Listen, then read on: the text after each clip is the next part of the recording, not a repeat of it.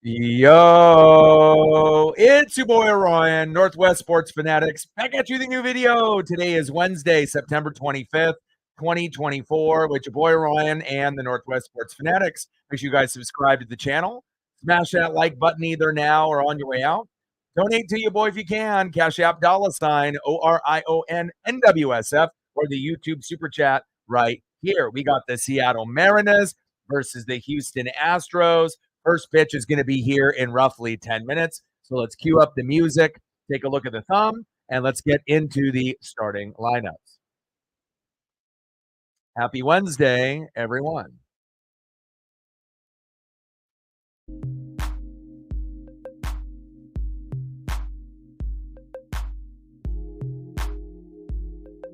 And on the thumb, on the left, we have Julio Rodriguez. And on the right, Jose Altuve. Now let's get into the starting lineup here first for the visiting Seattle Mariners. Leading off for the Mariners in right field, Victor Robles. Batting second, playing center field, Julio Rodriguez. Batting third, catching tonight for the Mariners, big dumper, Cal Raleigh. Batting cleanup, batting fourth, left fielder, Randy Arozarena. Batting fifth, playing first base, Justin Turner. Batting sixth, playing second base, Jorge Polanco. Batting seventh, DHing for the Mariners, Mitch Garver. Batting eighth, playing shortstop, J.P. Crawford. And batting ninth, playing third base, Dylan Moore. And on the mound for the Mariners this morning with a 13-11 record, an ERA of 3.60, it is George Kirby. And hopefully George can pitch a solid 6 or 7 innings. Even though the Astros clinched the division yesterday, it's not completely over for the Mariners just yet. Now, we definitely need a little bit of help. And if we can end up going 4-0, winning this matchup, and then sweeping the Athletics in 3 games, obviously that gives us the best chance. If we go 3-1, we still have a chance to be able to get in, but we're going to need help. But it all starts here today. We got to look at one game at a time, and we got to get George Kirby going. Let's go, Kirby. And now let's get into the starting lineups here for the home Houston Astros. Leading off for the Astros at third base, Alex Bregman. Batting second, playing shortstop, Jeremy Pena. Batting third, DHing for the Astros, Yanier Diaz. Batting cleanup, batting fourth, first baseman, John Singleton. Batting fifth, catching this morning for the Astros, Victor Caratini. Batting sixth, playing right field, Jason Hayward. Batting seventh, playing second base for Houston, Shea Whitcomb. Batting eighth, playing left field, Mauricio Dubon. And batting ninth, playing center field, Jake Myers. And on the mound for the Astros, the former Mariner, 9-9 record, an ERA of 4.19, Yusei Kikuchi. And just like on every stream, we're going to shoot for 20 likes within the first hour, even though I know it is a little bit of an early broadcast, 30 to 50 likes overall. And we're always going to be shooting for 100 in the donos on every single stream. And if you ended up looking at that Astros lineup and it looked a little bit different, the big differences are two individuals. Well, I'll say three. First off, Jose Altuve, not starting, but we might see him pinch hit later in the matchup. I don't know if they will. Obviously they clinched already, so I assume that they're going to give him a rest, as well as their other stud who typically plays in right field, Kyle Tucker. So again, you may see Altuve or Tucker later in the matchup pinch hitting, but they may just say, fuck it, we'll give them the day off. We clinched yesterday, and obviously we already know this individual here has been injured throughout the whole series. So I know for sure we're not going to get any Yordan Alvarez, but not in the starting lineup, Tucker and Altuve, but we may see them later this afternoon. And hopefully we don't, because again, we need a dub here, and then we need to sweep the Athletics. Again, we can't go 2-2 or 1-3 or obviously 0-4. We have to go 3-1, but preferably 4-0. We have to win this game since we lost yesterday, and then we got to sweep the Athletics, and then we'll still have a chance to be able to get it done.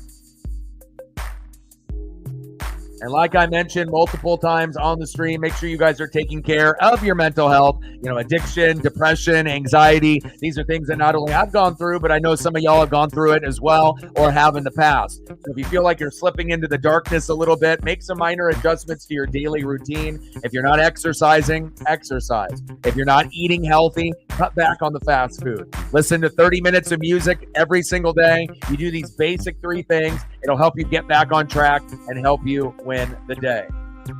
Let's go, baby. Seattle Mariners, Houston Astros, rubber match, game number 3, game number 1. The Mariners won 6-1. We lost a heartbreaker yesterday, 4-3. What will happen here this morning on Wednesday? We'll find out here very shortly. First pitch is going to be here in roughly 2 to 3 minutes. Go, baby. And normally, I'm not going to typically do streams, at 9 a.m., 10 a.m., or 11 a.m. But again, this is one of the last games. We only got 4 games left, possibly of the 2024 season. We still hope that there's a little bit of a chance to be able to creep into the playoffs. And then let me see if I have this little graphic here. All right, so for the Mariners, we're 81-77. So if the Mariners go 4-0, we need the Royals to lose at least 4 out of their last 5, or the Twins to lose 2 out of their last 5. So that's a best case scenario. Even though the Royals have gone on multiple 7-game losing streaks, we have to be able to see, what's the more realistic possibility. Now, if the Mariners go 3-1, then the Royals were going to have to lose the rest of their games, all 5, and then the Twins would have to lose at least 3. So obviously, if we can go 4-0, win today, win the 3 games against the Athletics, then we have to probably hope that the Twins lose 2 out of their last 5, which seems like plausible that we might be able to catch up based off that stat, unless the Royals completely shit the bed, but we're going to have to wait and see. But shout out to all the people watching across the globe. Appreciate you. And again, hopefully the Mariners can end up getting to that number, 5 runs, 7 to 10 hits. And then after this matchup is done, my day will be done. Tomorrow we will have a day off, as I'm going to be going to downtown to check out Ground Control, a 2-story arcade.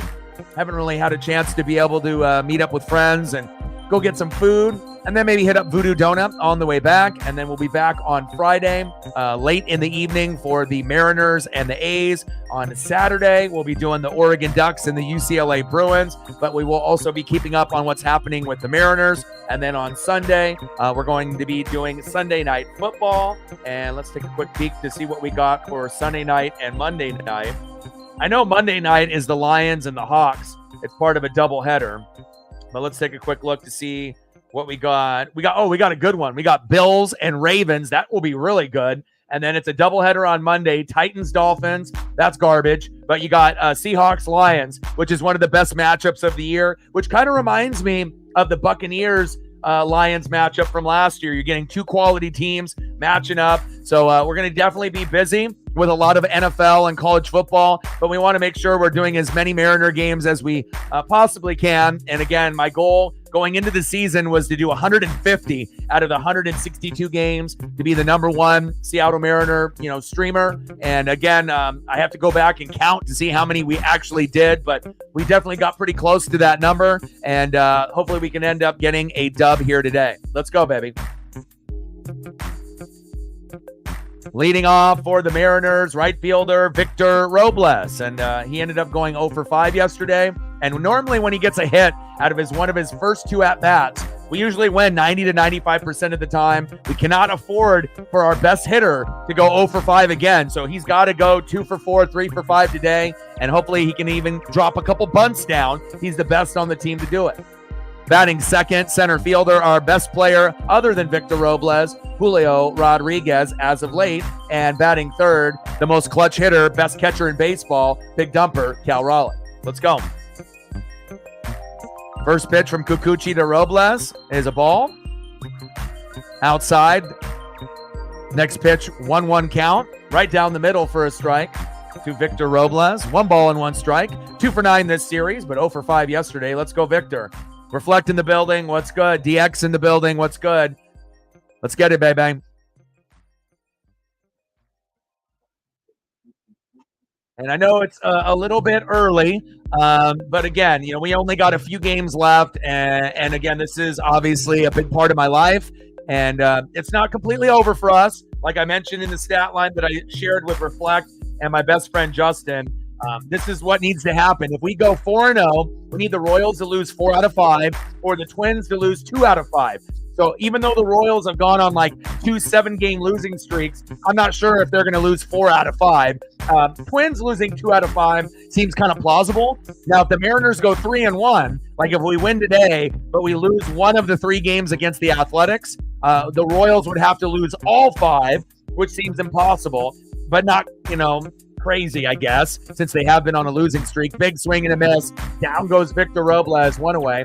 And they would need the Twins to lose 3 out of 5. So I feel like with the Royals losing, even though they've been struggling, it's asking a lot. So we really just need to hope that the Twins shit the bed and end up dropping a few of these games late. But I don't really know if that is going to happen. We definitely dug ourselves into this hole. But again, all we can do is just take care of our own and hopefully we get the job done. Next up is Julio Rodriguez.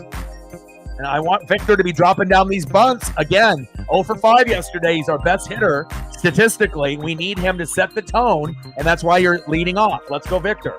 Next up is Julio Rodriguez. 4 for 10 this series, batting 400. 1-0 pitch to Julio. Big swing and a miss, off-balance swing. 1 ball and 1 strike. Career versus Yusei Kikuchi, the former Mariner. 1 for 9.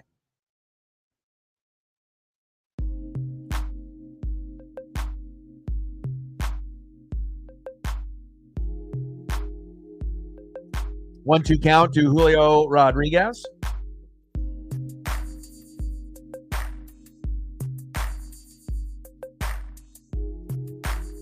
Three-plus hits in the 5 out of the last 11 games for Julio. So it's obviously great to see him finish strong because it didn't really look like he was going to get to 270 to 300 batting average, let alone, getting close to 20 home runs. So I'm hoping that he can end up, having at least a couple homers, in these last 4 games. And we want to definitely finish strong. But again, looking at the additions that were made, and obviously the bullpen struggles, injuries, it definitely has not been the season that we anticipated. But again, we obviously can always go back to ownership and management. But again, at the end of the day, ownership and management aren't the ones swinging the bats and throwing the baseballs. And eventually we got to get the right combination. And if we are going to spend money, I would rather have that go towards the bullpen than get guys like we did this year, like Garver and Polo. I would rather use that money for quality guys in the bullpen and then bring up the farm. But again, we'll have to wait and see. I did see that Cole Young and Colt Emerson are going to be in the Arizona Fall League, so that's big. Lazaro Montez ended up being one of the MVPs of his league. So, whether you're in single A, high A, double A, triple A, we got Ryan Bliss and Tyler Locklear that might be on the roster next year as well. So there's a lot to look forward to. And again, everyone wants results immediately. We went on a 20-year slump before we made the playoffs in 2022. Kikuchi to Julio, little dribbler. Pena, throw to first, 2 away. And again, it's not always going to be easy for a Pacific Northwest team, especially when you don't really have the support of the ownership or a good GM. It's probably the worst thing that you possibly could have on a professional sports team. Not a good owner and not a good GM. But at some point, we're going to have to overachieve, because it doesn't look like Stanton's selling anytime soon. We did get rid of Service. Now we got to get rid of Dipoto. But knowing our luck, if we did get rid of Jerry, we probably would get someone worse than him. So that's just our luck. But again, we just got to put our heads down and grind, and hopefully we can find a way to win these last 4 games.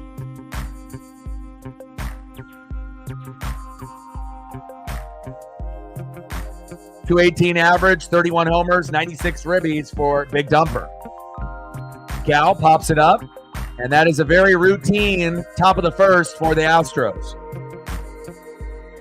Go to the bottom of the first inning, and on the mound for the Mariners, hopefully he'll do better than Logan Gilbert yesterday, George Kirby. Let's go, baby.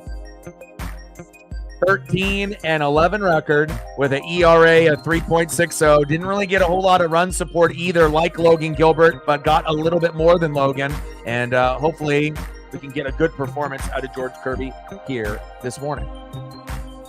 And I really don't like this particular lineup. We learned our lesson yesterday. When you have a weak lineup and you're going against a good team, regardless if the pitcher is left-handed and you want to go for a pro-righty lineup, when Luke Raley is probably our 4th best player, when he's not playing at all, you're really doing yourself a disservice in the lineup. Victor needs to be playing every day. Julio, Cal, Randy, right? But as far as everyone else, Turner, Polo, Garv, Crawford, Moore, you're not really getting a lot out of those guys, even though Turner did good yesterday. Those guys are really hit or miss.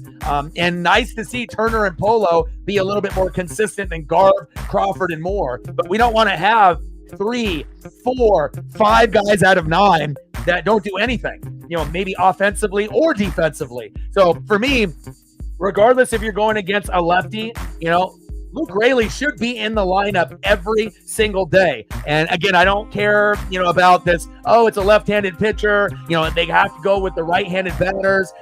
That's the way it always is. But again, you can always go against the grain. Like I've said, bunting is one of the kind of hidden things in baseball that is forgotten, and not very many teams do it anymore. And as you've seen, as the Mariners started to bunt more after Scott Service got fired, what happened? We were getting hits off of it and moving guys over. So just because all the other teams don't do it doesn't mean that we can't do it and be successful with it. So I hope, one day that we can get past this, quote unquote expert advice that, if you got a lefty, then you're going to end up sitting one of your best players. But again, I feel it's very hard to win when we don't have Luke Raley in the lineup, especially if he's the 4th best player behind Victor Robles, Julio Rodriguez, and Cal Raleigh. But hopefully we'll get some good production here today.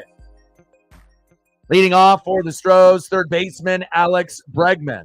Batting 2nd, shortstop Jeremy Pena. And batting 3rd, DH Yanier Diaz. And again, it's not like I'm saying every single time you have to go against the grain, but I would feel like a little bit more comfortable having one of our best, hitters and a guy that's decent defending in Luke Raley. He gives us a better chance to produce runs on the board than half of the lineup that we have in there today. Throw to first by JP to Turner, 1 away. I appreciate that. It does. He's so much better than JP. And again, I think we finally have found our leadoff hitter for years to come.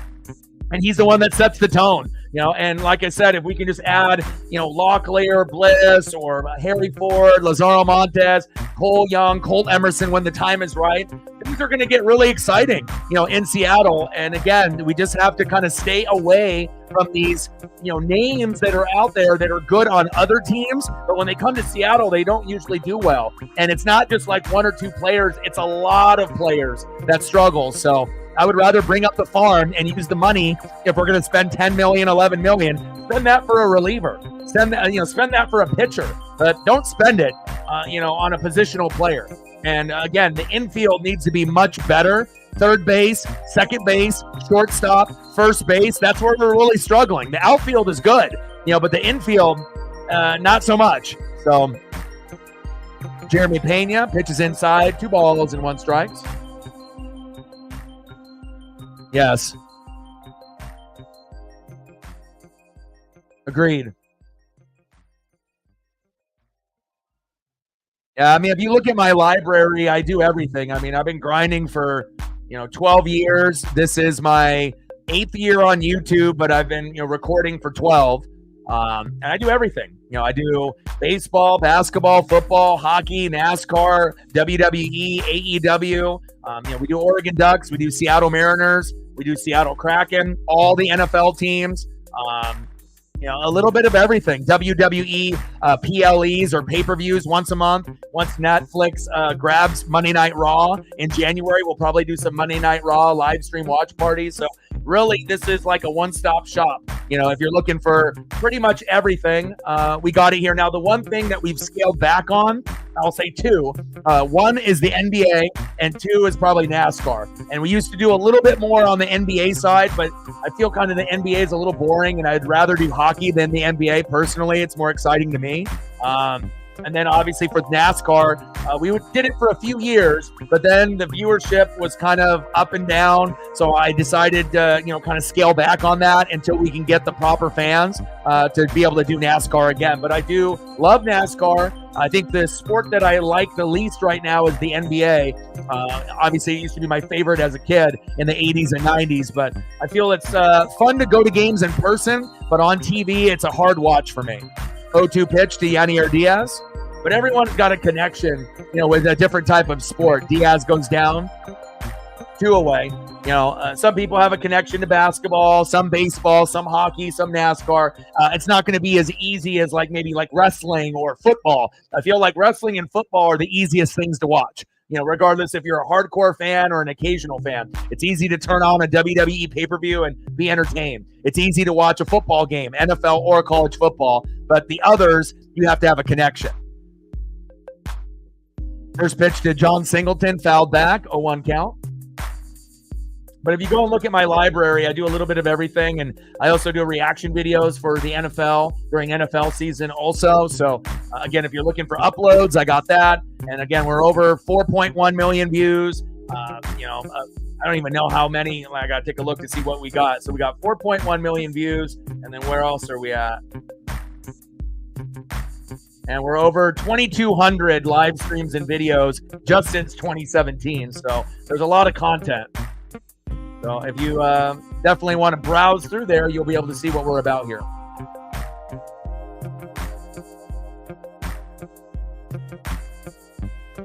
Wow, 1982. Pitch is high, 1 ball and 1 strike.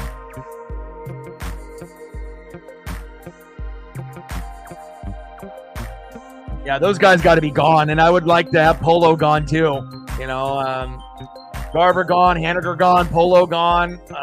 JP is a great guy, but I don't know if we can really roster him anymore.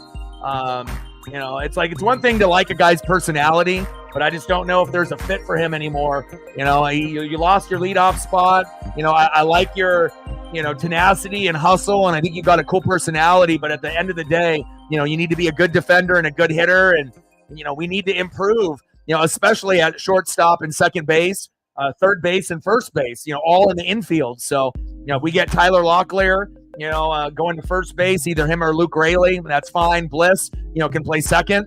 But things need to improve, and we just got to wait for some of our farm guys to come up.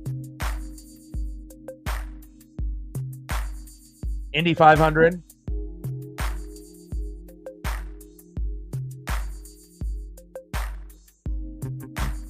Yeah, absolutely. Well, again, you and me are more about stats and analytics than maybe on anybody on planet Earth. Like I said, I feel that we really, dig deep to be able to find the answers. Everyone else, it's like they want to see things in black and white. It's just like it's very clear. It's either this or it's either that. But sometimes, in a game like baseball, it can be a little bit of a gray area where you got to dig a little bit deeper to see how a team is successful, and it might not just be the obvious. And we got a stolen bag there by the Astros. Jeremy Pena to third. But again, like you mentioned, being able to get guys on, being able to get guys over, bunting, obviously no shifting, the pitch clock, things have changed, but there's still ways to be able to combat the changes that we've had in baseball in the last couple years, for sure. 3-2 pitch. Pitch is outside, and we walk John Singleton. Not a good start for George Kirby.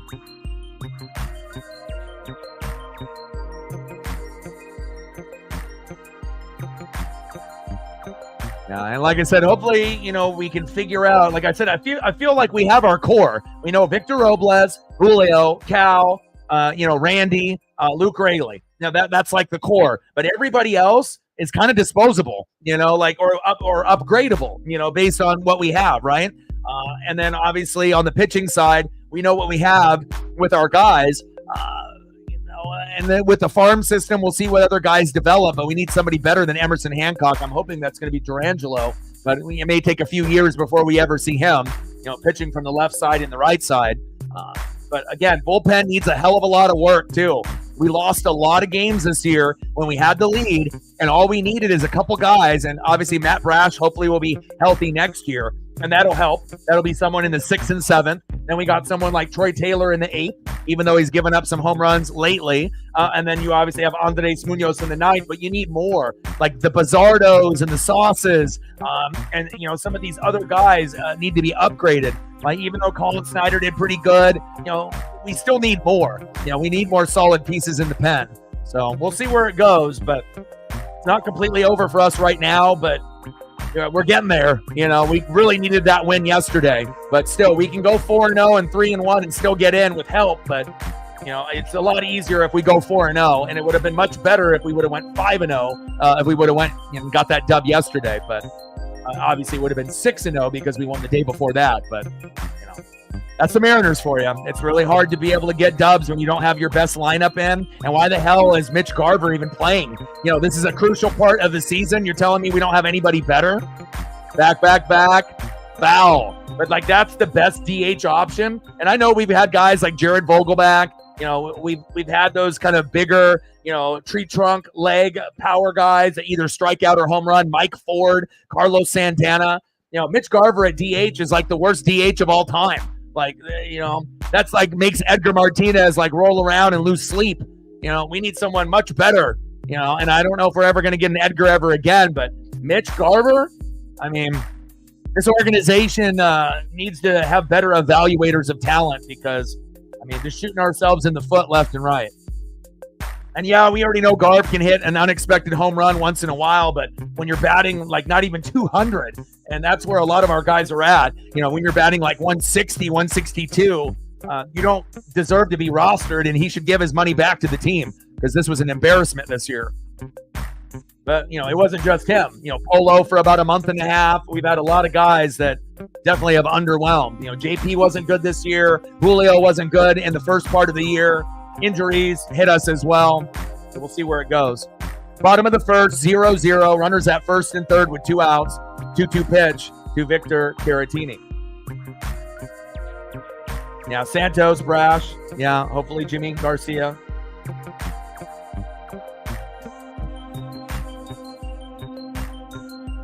Yeah, but knowing our luck, we do that. Then those prospects turn into all-stars, and then the guy that we get will end up getting hurt, or end up failing. That's just our luck, Yeah,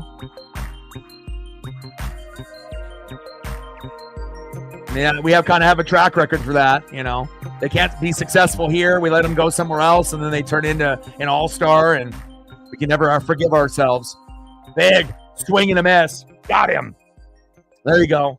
Nice job, George. Way to get out of the inning and not give up any runs. Wasn't pretty early on, and we know George Kirby typically isn't going to walk too many guys. But again, we have to make sure that, no Yordan Alvarez, right? No Altuve or Tucker in the lineup today. They may pinch hit later, not Yordan because he's hurt, but Altuve and Tucker, they may be available if needed. But since they ended up clinching yesterday, chances are we're probably not going to see them here today.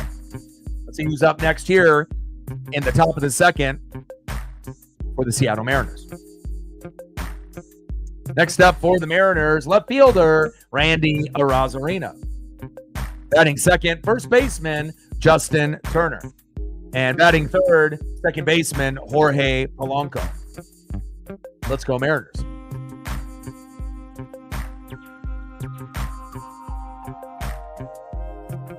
Yeah, they're not ready yet. Yeah, but they're getting better. Nice to be able to see Colt and Cole go to the Arizona Fall League to get more reps. And Lazaro obviously being one of the MVPs of that league. But as you know, and I know, single A, high A, double A, and triple A, there's a long ways to go to be able to play pro ball. Even guys like Locklear and Bliss, they flashed in moments, but they weren't consistent enough, to really be on the roster maybe for the full year. But I'll tell you this, I really do think that if we would have brought up, Bliss and Locklear, within the last month and a half, we probably would have more wins than we do right now, with some of these other guys that are getting opportunities over young, hungry guys that I think that both guys struggle in the box from time to time, but both are pretty good defenders. So again, it's going to take some time to get all of these guys, up to speed. But hopefully, if we do trade some of those guys away, that we do get someone good that is a good fit, like a Victor Robles, and then it'll be worth it. But if we don't, and it ends up being more like a Jorge Polanco situation, then that would be not good for us in our future. Ana from Mexico in the building. What's good? Vamos Mariners. Top of the second, 0-0, Kikuchi on the mound, Randy in the box.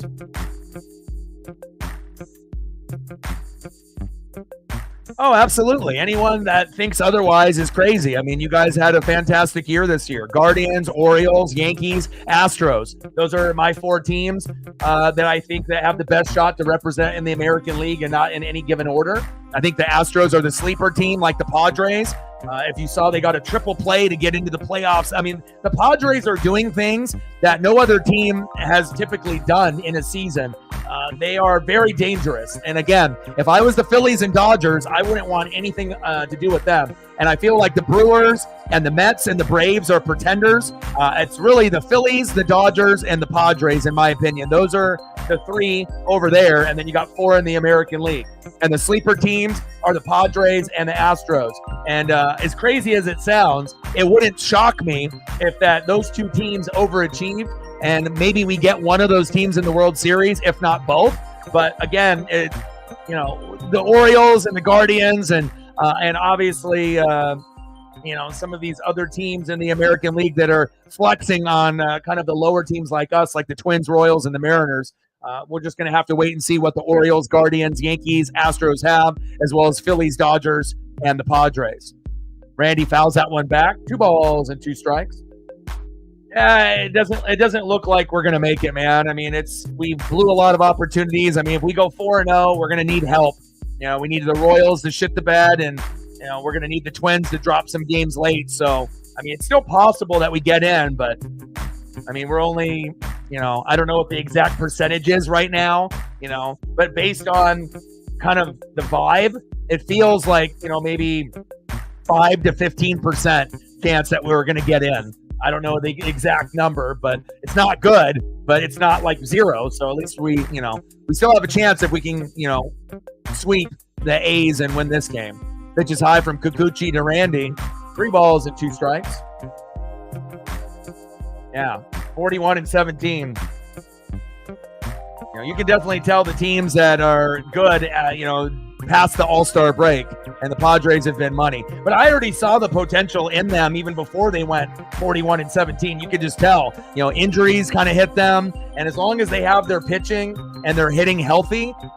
And they ended up losing Juan Soto, and you still got Tatis and, Arise. I mean, you got Manny Machado, and you got many players there. But just imagine if Soto was still there on the Padres and not on the Yankees. And then also the Yankees have to be very happy. Big swing and a miss by Randy, one away, that Juan is there. Because Juan Soto has transformed the Yankees into a contender, where last year when they had Giancarlo and Aaron Judge, they weren't. But now with Soto and Judge, they are the new Bronx Bombers, not Giancarlo Stanton and Aaron Judge. They have a big three, but Giancarlo gets hurt quite often. Still can hit big home runs, but Soto and Judge are the dynamic duo. And they're only going to go as far as those guys take them, as well as their pitching staff. So we'll see. But definitely a much better team this year with Soto and Judge rather than Judge and Giancarlo.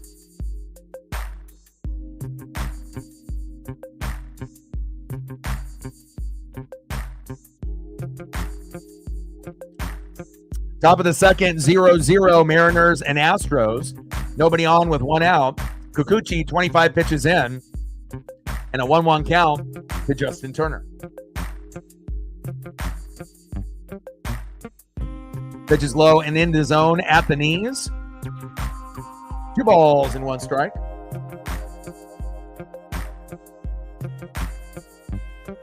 Now, I'm not sure how many fans would want necessarily a Dodger-Yankee World Series. I mean, obviously it would get good ratings.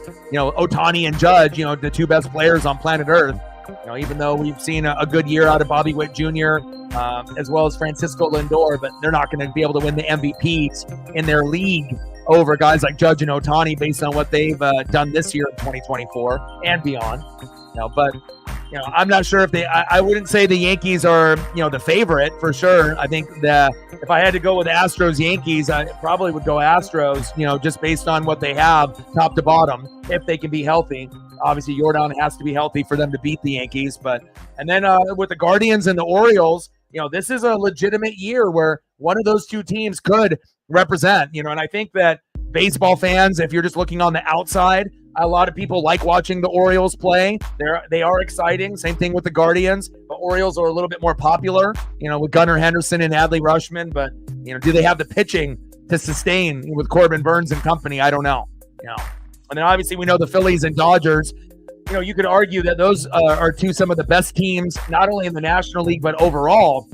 But they typically have a condition of choking where they can end up winning 100 to 115 games. But when it goes into the playoffs, they're not hot and healthy. And let's say we're talking about the Phillies from 2 years ago when it was the Braves and Dodgers as the 2 best teams. So if you're hot and healthy, you're going to be able to do some damage, like maybe the Astros and the Padres. So I am a little concerned about the health of the Phillies and the Dodgers, but if they can end up, getting their pitching staff healthy or as healthy as they can get, maybe we'll get one of those teams. And if not, and they choke or they match up against the Padres, don't be surprised if the Padres match up to the Dodgers and beat them, or the Phillies. That's the only team that can beat the Phillies and Dodgers is the Padres. The Braves can't do it. The Mets can't do it. The Brewers can't do it. Only the Padres. They're the only team that's got the roster to do it. JT popped up. 2 away. Next up, second baseman Jorge Polanco. Captain Oreo in the building. What's good? Yeah, I think this game will probably end, I would assume 1:30. So stay as long as you can. Again, Matt obviously is trying to work, and hopefully he doesn't quit his job. So he'll be gone today. Obviously, we have an off day tomorrow, and then he'll be gone Friday. He'll be here with me on the Ducks on Saturday, and then obviously, with his schedule, trying to work and figure that out, we're probably going to see a little bit less of him with him working during most of the hours where we stream. But hopefully, things go well, and I wish him the best of luck. There we go. Polo with a nice little base knock. But we're definitely going to need people like you, DX, Sarah, Elliot, and a few others to step up, while he's busy and gone. So I appreciate any help that I can get there. Nice little single there to left field by Polo, who's been hot in the last couple games. Next up, DH Mitch Garver. It's like the last person that you want to see with 2 outs, let alone 0 outs or 1 out with somebody on. But every once in a while, he might do some magic. You never know.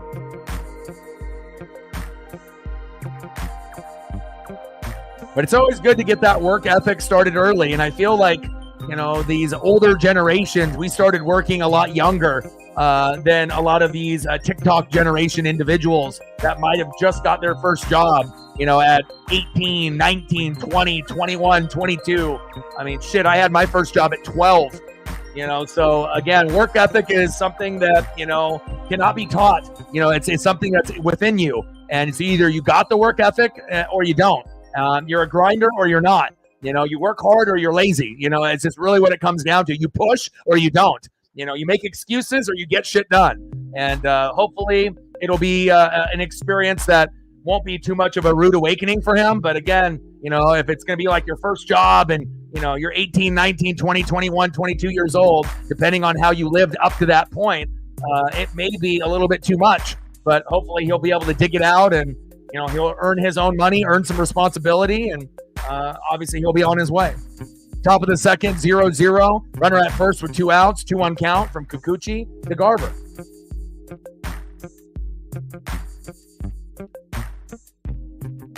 Big swing and a miss. 2 balls and 2 strikes. So the schedule will be off tomorrow, Friday evening, where the Mariners and the Athletics. Saturday, we'll do the Ducks and the Bruins, but we'll keep up on the Mariner game because it's on about an hour and a half after, because we're going to be doing Ducks Bruins at 5 p.m. Pacific. And then on Sunday, we're going to do Sunday Night Football. Super excited. Ravens and Bills. That should be a really good one with Lamar and Josh Allen. So excited for that. I would assume the Bills will win, but you never know. And then on Monday night, we got a doubleheader. And I like these doubleheaders because sometimes when Monday night only has 1 game and it stinks, it's like it kind of gives you a deflated feel. But we got 2 games on. And obviously, the one that we're going to do is the Seahawks and the Lions. Popped up. And Garver leaves one stranded. Not like I've said that 100 times this year. Let's go to the bottom of the second, 0-0, Mariners and Astros. But the other Monday night matchup, it's like we had the Commandos and Bengals, and that one was a good game. But then you saw the Bills and the Jags. And obviously watching the Bills is fun, but the Jags fucking stink. But this Monday night, Titans, Dolphins, that's probably the worst game possibly in 2024. The Dolphins have got both of their quarterbacks injured. Now they're on 3rd string, Tim Boyle, right? So you don't expect anything there. And Will Levis is probably the worst starter in the NFL.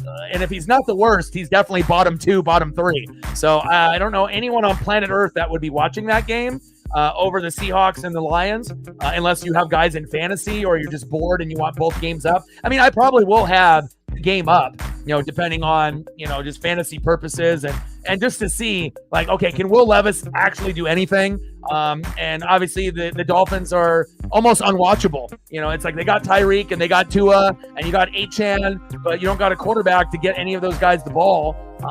Defense has been getting tired and beat up.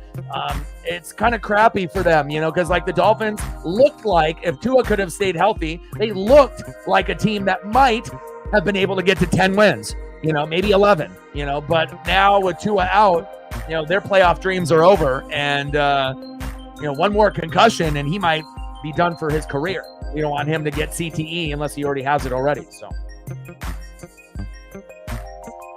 Seattle is favored in the game today for one simple reason. And, well, more than one simple reason, but I'll give you 2. The reason that Seattle is favored is because Houston clinched already. So they kind of took their foot off the gas. And Jose Altuve is not playing. He's not starting, but he might pinch hit later.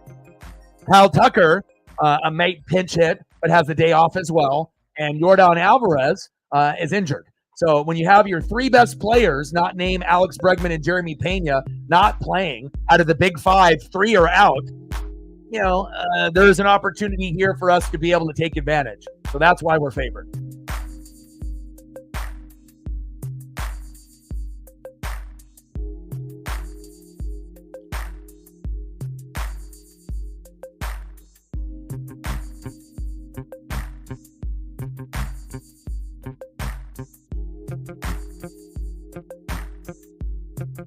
No problem. I mean, that's just my interpretation of it, especially like once you clinch the playoffs at that point, I assume, they kind of took their foot off the gas. They're, it doesn't matter to them if they win or lose any of these last 4 games. They're just going to try to get healthy for the playoff push. So bottom of the second, 0-0, nobody on, nobody out. 1-2 pitch from Kirby to Hayward. Pitch is outside, 2 balls and 2 strikes. Washington playing Washington who? What Washington team are we talking about? The Commandos? Big swing and a miss.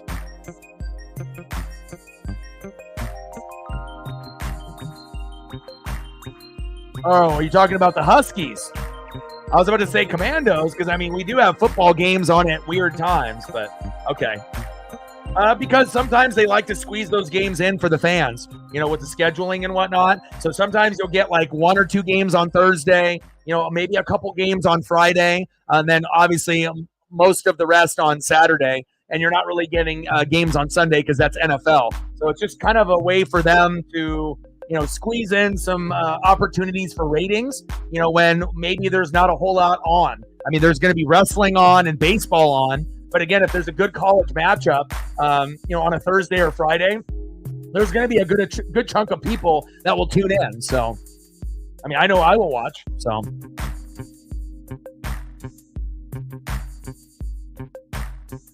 this is also another reason.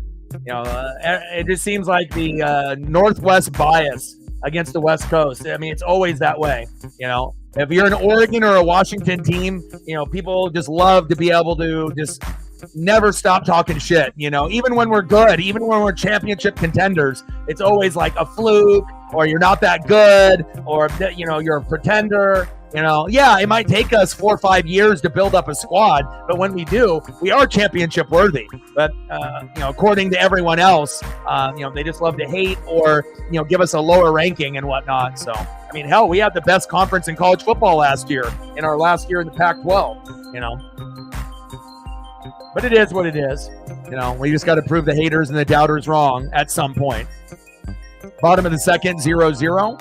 1-2 pitch to Marcio Dubon with a single into right field to Victor Robles.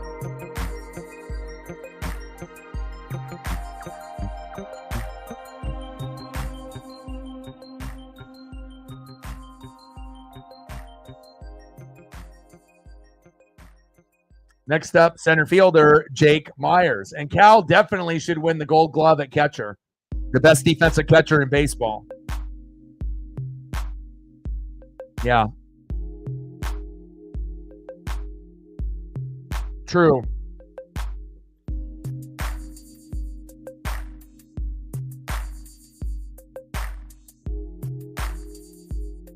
Yeah, if the Mariners don't get in, I will be doing some MLB. Obviously, we'll be doing college football, NFL primarily. But in between those days where we don't have football, I will be doing some baseball streams.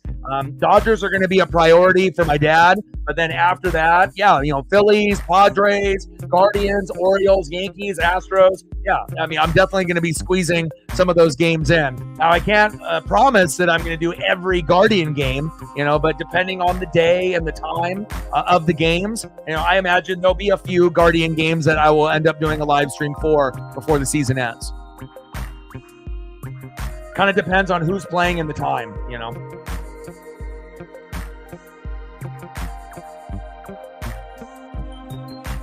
Come on, George. Like, sub, donate, comment, share. We're just approaching the 1 hour mark. If you haven't smashed that like button yet, please do. It'll help us with the algorithm. And we need 3 more to get to 10. And I know it's an early game, but again, if we can get to at least the bare minimum of 20, I would like to get to 25 or 30, but it all depends on how many people are watching. But we got 20 in the room, and we only got 9 likes. So for the people that are there, if you can smash that like button, it'd be greatly appreciated. It'll help us hit the algorithm, and we'll be able to get more people in the room. Bottom of the second, 0-0. Nice little base knock there. Brett in the building. How are you? Miss ya. Love ya. Next up is Alex Bregman. We're at 11 now. 9 more likes to get to 20. Let's go.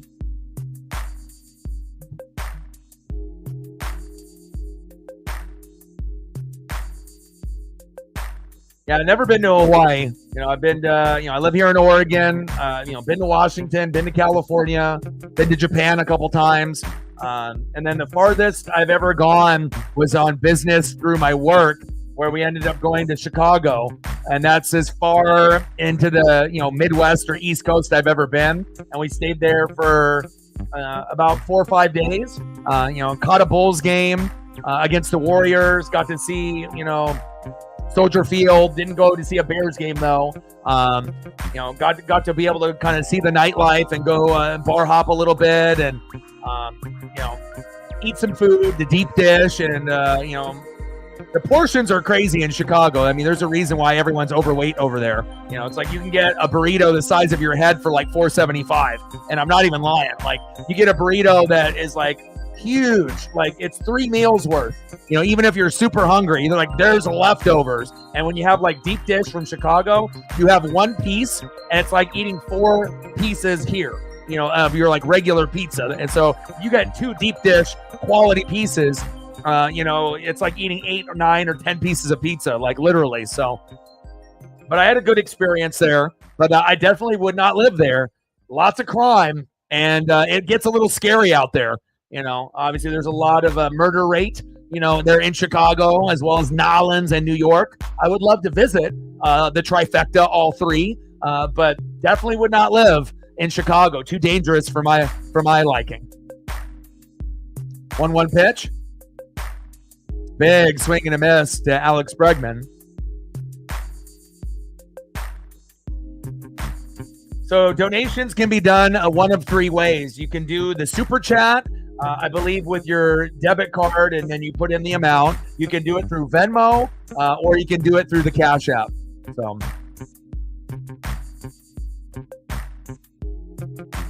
you been to New York, Brent? Where have you been outside of your area in Connecticut? Pitch is high, 2 balls and 2 strikes.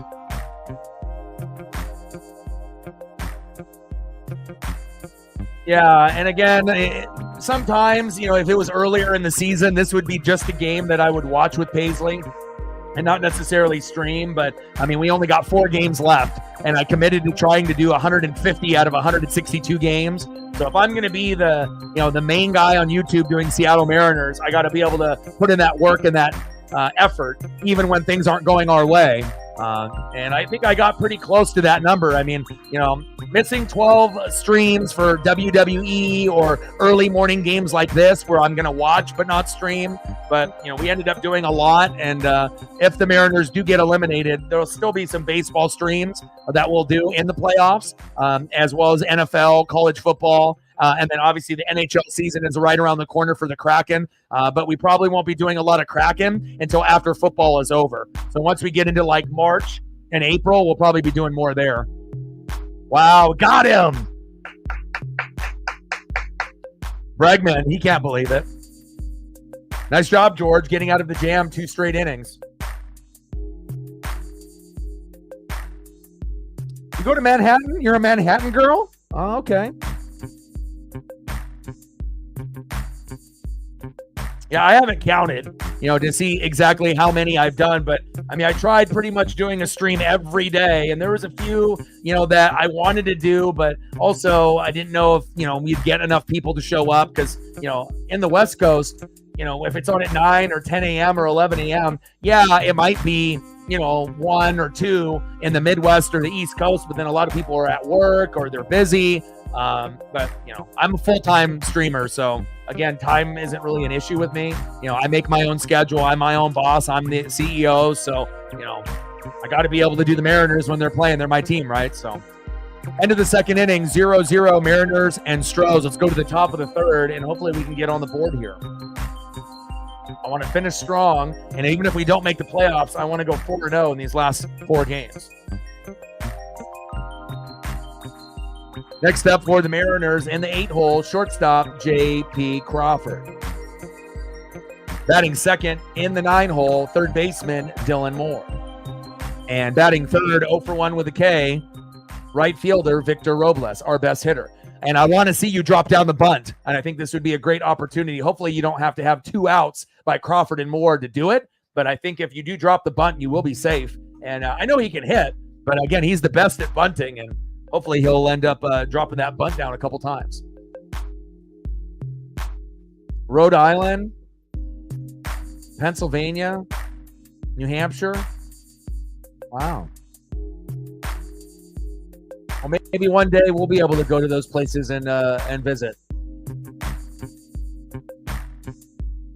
Yeah, I've always wanted to go to the East Coast. Never been.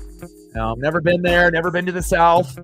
And only in the Midwest for like 5 days. 3 to 5 days. I don't even remember how long it was. It was for work, so I think it was five days. It could have been a week, but I can't remember. 5 to 7 days, somewhere in there. But I know it was for work, and obviously there wasn't really a whole lot of work. We went to go visit like the corporate office, over there. So when I did like cable internet and phone sales to businesses on the East Coast in like Boston and New York, and a lot of people don't realize JP pops it up.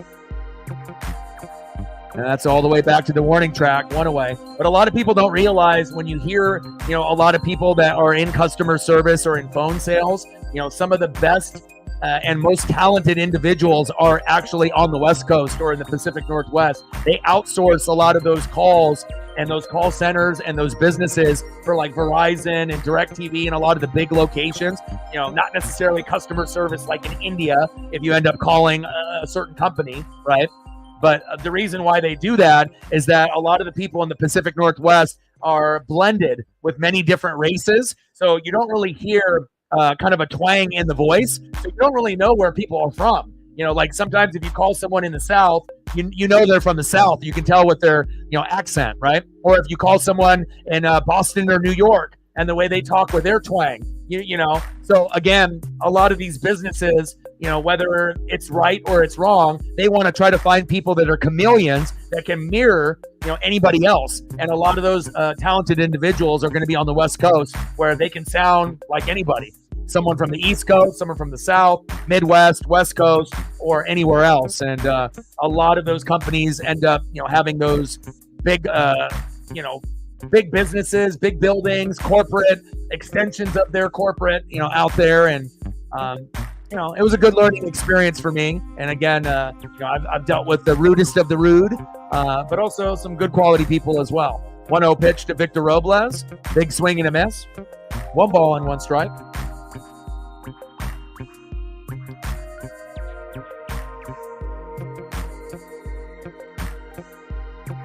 Victor needs to be dropping down the bunt. Why aren't we bunting here? And a dribbler, Pena, throw to first, and a very easy 1-2-3 inning. And again, when you got Kikuchi on the mound, and you have this lineup here, where even though Turner and Polo at the 5 and 6 have been pretty good, these last 3, I don't want to say are useless, but what are we really getting out of Garv, Crawford, and Moore? Like Luke Raley should be in this lineup. And again, it's like when you don't have one of your top 4 players in the lineup, because I think Luke Raley is even better than Randy. I mean, Randy has been, pretty special defensively, saving some big runs and making some big catches. And every once in a while, he'll go on a little bit of a hit streak here and there. But I think game in and game out, if I had to choose between Randy or Luke, I probably would be leaning towards Luke just a little bit. Again, he's got more home run power, and he doesn't get enough time to be able to get out there. And obviously no Josh Rojas either. Give me Luke and give me Josh over Garv, Crawford, and Moore. But, Dan Wilson's making the lineup. And again, if he has a left-handed pitcher and they go with a righty lineup, that's where we fail. Because again, when we have a pro righty lineup, it's our weakest lineup on the team. And you saw what happened yesterday. We had the same lineup. We ended up losing by 1. We could have really used Luke Raley or Rojas earlier in the game. And instead of changing the lineup, instead of, having, it's a left-handed pitcher, we have to do the same thing as we did yesterday, going against the grain, I still would have liked to see Luke or Josh play today, but that's baseball for you. What can we do?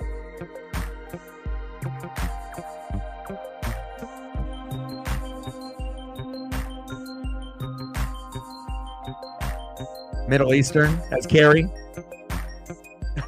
Sarah. Yeah.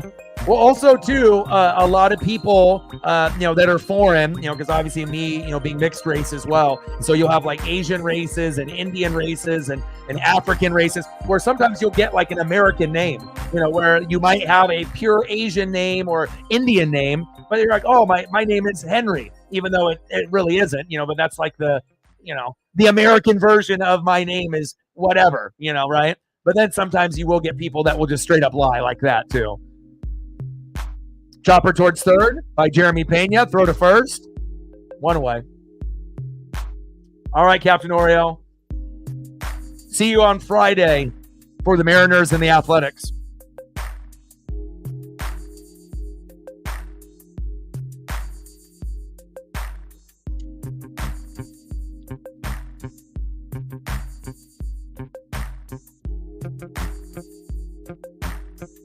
Bottom of the third, 0-0, Mariners and Astros. Nobody on with one out. First pitch to Yanier Diaz inside for a ball, 1-0 count. Let's go, baby. Like, sub, donate, comment, share. If you haven't smashed that like button yet, please do. DX says we're at 13. 7 more to hit the goal. And we just broke the hour mark. Polo, throw to first. Got him. Derek Jeter-like. That's the best play of the game right there.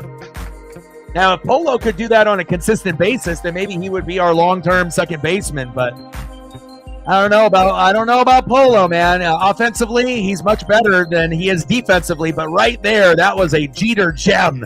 And nice job.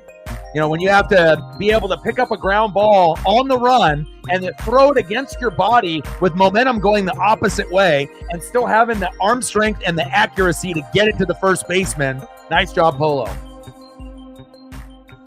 I don't know if I've said that much this season. Good job, Polo. I mean, we've had it a few times, but normally offensively. 1-0 pitch. Singleton slices it into left field. Fair ball. Get it, Randy. Randy just looking up in the sky. He says, is it foul or is it fair? Allie in the building. What's good, Allie?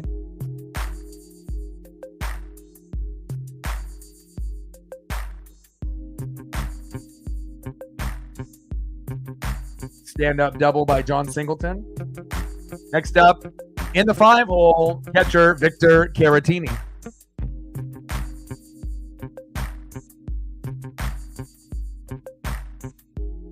There we at 15. There we go. 5 more. We can get that. Pitch is inside. 1-0 count. But I do feel a little weird with the stream being so early. It's like, what do I do in the evening? I'll spend more time with Paisley and go on some more walks.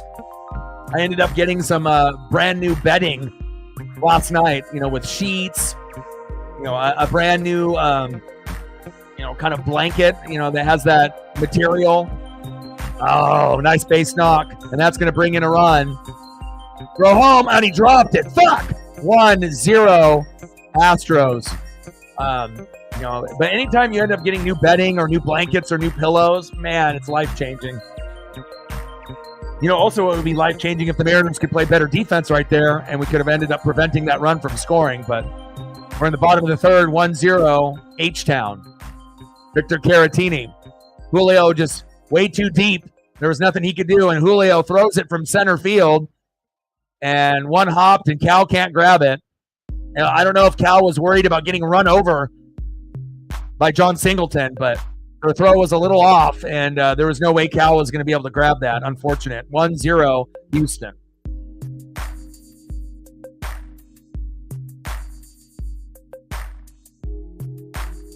Sure, I got you.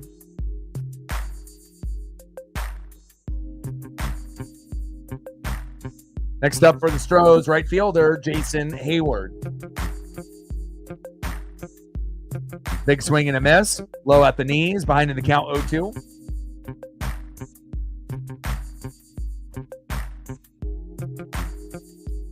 Everything will be above me. If you're wondering, scoreboard, what inning, everything is right above me. Plus, you'll be able to see if there's any other games going on. But this is the first game, obviously, today on Wednesday. So everything is shown up there. It'll show who's on base, what inning, what out, score. That's the kind of whole purpose of me having the scoreboard there. We got George Kirby on the mound and Yusei Kikuchi for the Astros, obviously in the next inning.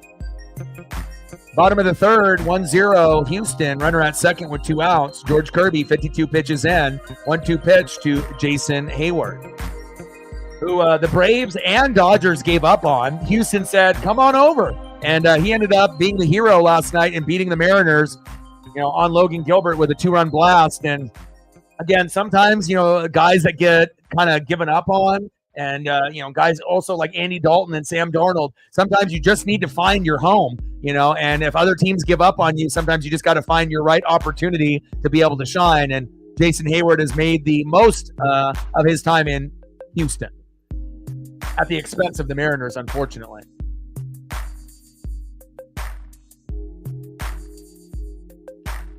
Two-two pitch from Kirby to Hayward.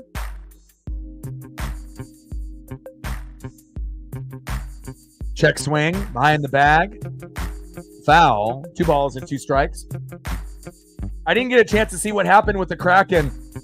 How many preseason games have the Kraken played? And did we win yet? Or are we still looking for our first win in preseason? Because I know the first game, what was it? They played Calgary and they lost like 6-1. So I didn't watch any of it, but obviously went and saw the social media on the Kraken, which I follow. But maybe you would know, DX. 2-2 pitch. Chopper. JP. Throw to first. There we go. All right, end of the third inning. We need to be able to get some runs here, and it's kind of the story of the Mariners, and we don't got any excuses. I mean, we got no Altuve, right? No Yordan Alvarez, right? No Kyle Tucker.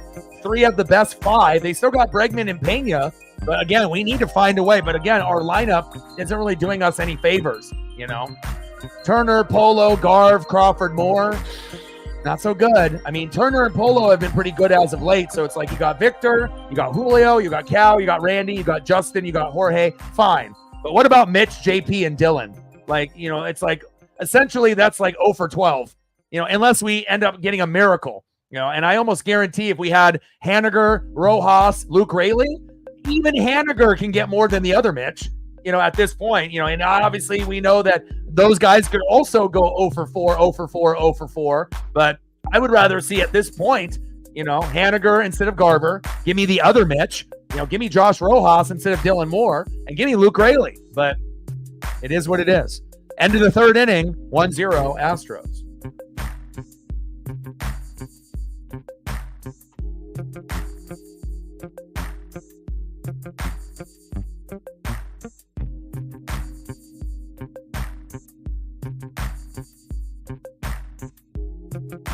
See if I can squeeze in some photos here for you.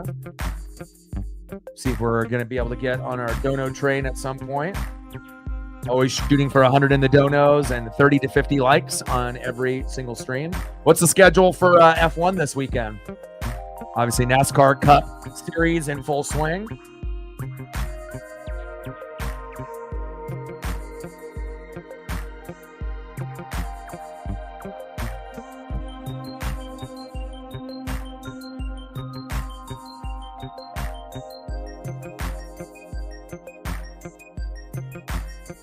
Look at those records. Skubal 18-4, Sale 18-3. I hope one day we can have a pitcher like that. I mean, we did have Felix Hernandez, but 18-4, 2.39, 18-3, 2.38. I mean, what gems.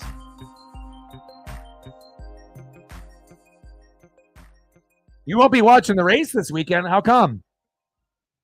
You got plans? You got something going on with Colton? What's going on, Britt?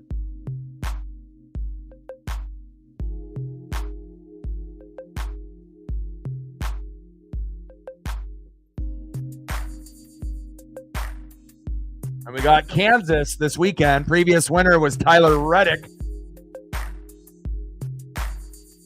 But I don't know if you're going to have access to your phone, but I can always give you some updates. Oh, Durham Fair. That's going to be fun. Top of the fourth, 1-0 Houston.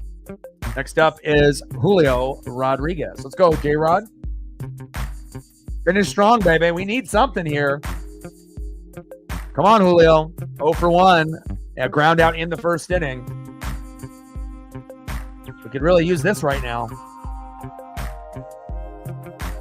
Julio chops that one foul, behind in the count 0-2. And we got to be able to prevent Julio from the 0-2 count, because I would say about 90% of the time when he gets an 0-2 count, it ends up being a strikeout.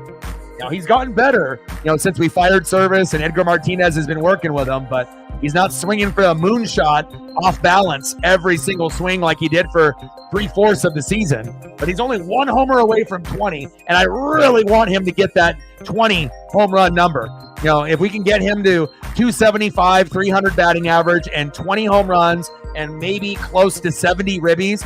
He's at 65 ribbies right now and 19 home runs. We got 4 games to go. So I would love for him to finish it off with that bad year to get to 20 home runs, 70 ribbies, and maybe 275, 280 batting average. Obviously, 300 would be ideal, but I don't think he'll be able to get there unless he just goes on a big tear. But, well, you never know. But his batting average will probably stay the same, but the home runs and ribbies could go up. Big swing and a miss, and down goes Julio. Sometimes I wish I was wrong, about some of these particular instances, but when you watch a team from beginning to end, you kind of know the tendency of the player. Nobody's going to be right all the time, especially me, but I will have some ESP from some time to time. And sometimes you just wish that when you have that ESP that you're wrong, especially when it ends up being something like negative about the team where a guy won't be able to get a hit in that situation. Big swing and a miss for Cal Raleigh. 0-1 count.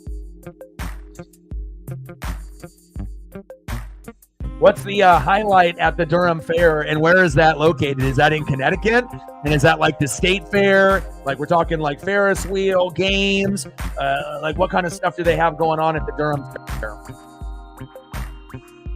217 average, 31 homers, and 96 ribbies for Cal. I would love Cal to get 2 more home runs, so that way we can get up to the Mike Piazza range, so he can end up tying him. He's at 90 for the first 3 seasons. Piazza has the record for 92 in the first 3 seasons as catcher. So Cal's already doing things that most catchers can't do. He should get a gold glove. He's the best defensive catcher in baseball. He's the best home run hitting catcher in baseball, even over guys like Salvador Perez and Adley Rutschman. It's just about getting that batting average up. But I would love for him to be able to get those homers up a little bit, but I'm not sure if it's going to be in this game. Kikuchi has been very good since joining the Astros. 63 ribbies in 2022, 75 last year, and he's almost approaching 100 this year. So he's going up, up, up, baby. Popped up, 2 away.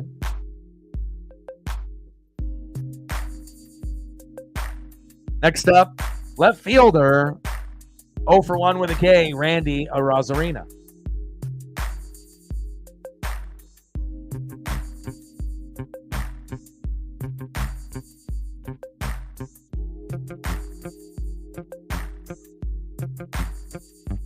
Durham, Connecticut. How is Durham far from you?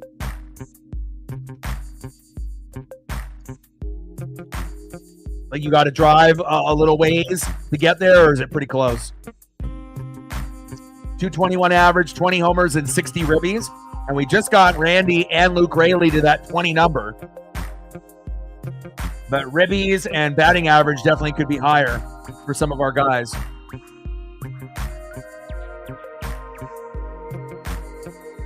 Oh. 0-2 pitch. Pitch is outside. 1 ball and 2 strikes. Oh, okay.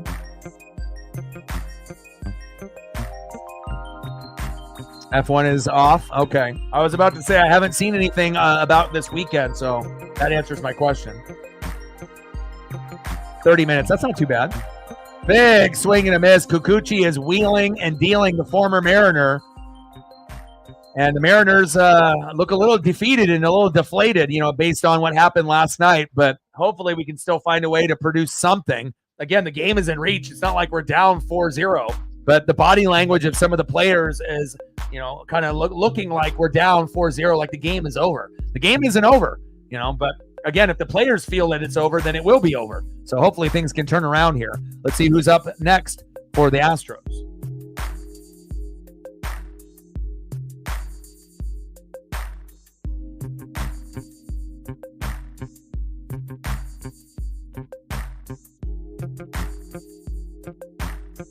All right, I got to get a new photo. We got Gray Kessinger coming into the matchup. Filling in for Alex Bregman. So Bregman's day is done. I mean, they pretty much have given up. It's like they won, the playoff spot, yesterday. So it's like they're not even really giving a full effort. And if we can't even beat a team that's giving, 25% effort, I mean, I don't know what to say.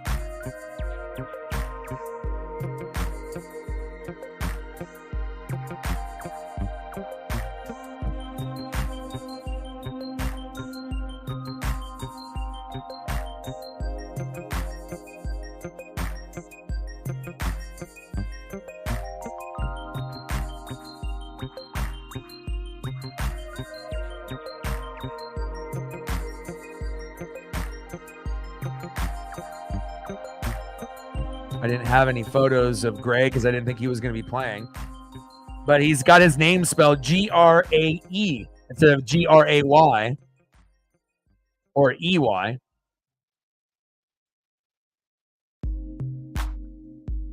Leading off for the Astros, filling in for Alex Bregman, Gray Kessinger.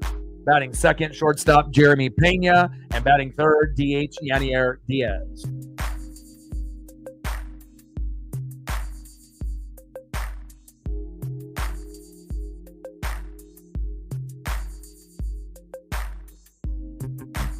First pitch? Or is it Shea Whitcomb? Oh, looks like we're at Shea. ESPN forgot to update. I was about to say, I thought that Bregman was a little bit too early. Didn't we just see him? And, of course, yeah. So we got Whitcomb, Mauricio Dubon, and then Jake Myers. That makes more sense. But I got to be able to trust on what they show me, so. 1-1 pitch. Whitcomb, little dribbler to Polo, throw to first, one away. Shea goes down. Next up for the Astros, left fielder Mauricio Dubon.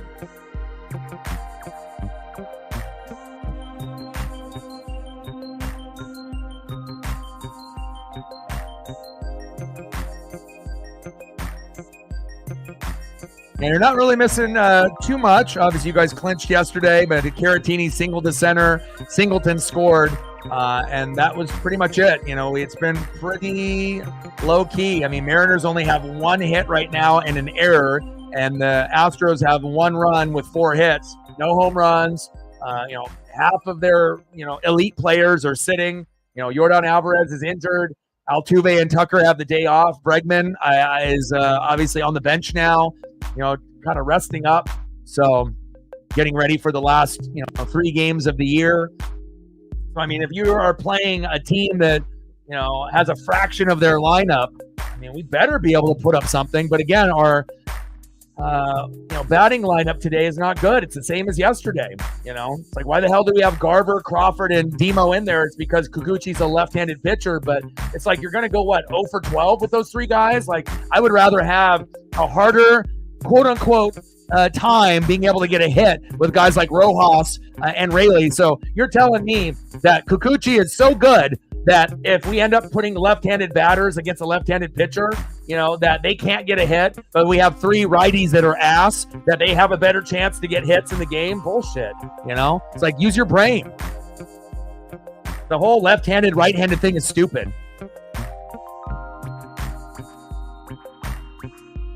I mean, if you already got a guy that's, batting, 200, and then he goes against a good pitcher, and even if you're a righty or whatnot, and you're going against a lefty, like magically you're going to turn into a 300 hitter today, like it's not going to happen. If anything, you're going to go from being a 200 hitter against normal right-handed pitching, and then you go against a lefty, then you're probably going to go down to 100 or 150. That one goes foul into the third row. But I'm hoping once Kikuchi goes out and once Kirby goes out, then we can at least get some runs, and hopefully we can end up winning this, 3-2 or something of that nature. But we haven't shown anything yet, and Victor Robles hasn't been dropping bunts down. The team looks a little defeated, and there we go. Nice job by George. Nice punch out by Kirby. 2 away. And momentum can work in many different ways. It can work in, good ways where, you can feed off that momentum of what happened last night. But also, when you have a bad loss, it can kind of carry over into the next day. And I kind of feel that's what's going on here with the Mariners.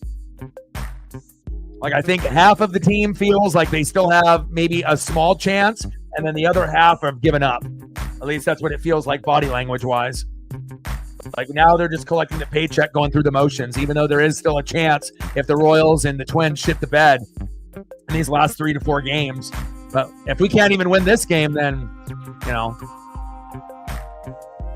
But again, out of the last 4, there is a scenario where we get in if we go 4-0 or 3-1. And George gets out of the inning, and he's pitched well. It's 1-0, but can we get anybody to fucking hit? Let's go to the top of the 5th. And see if we can get someone to get a fucking base hit here.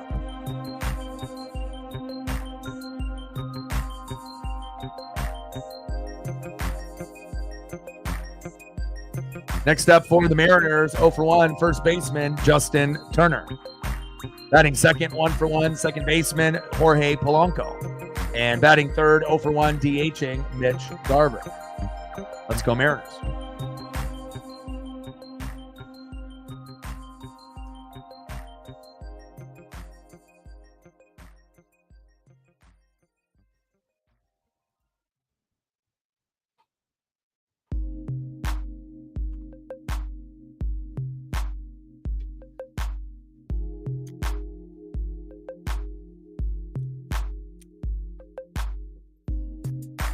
And I get it, if you want to be like everybody else, and you want to stick to how every other team is doing it, left-handed pitcher, you go strong right-handed batters.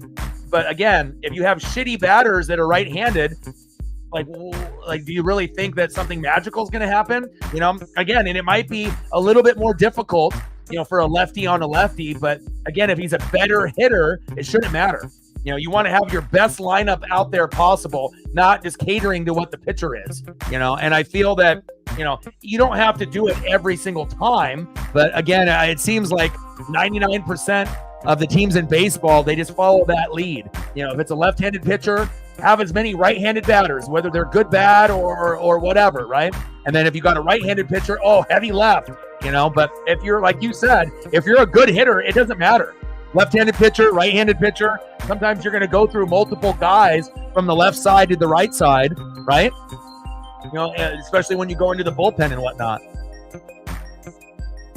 Victor Robles snagging some popcorn from an Astro fan.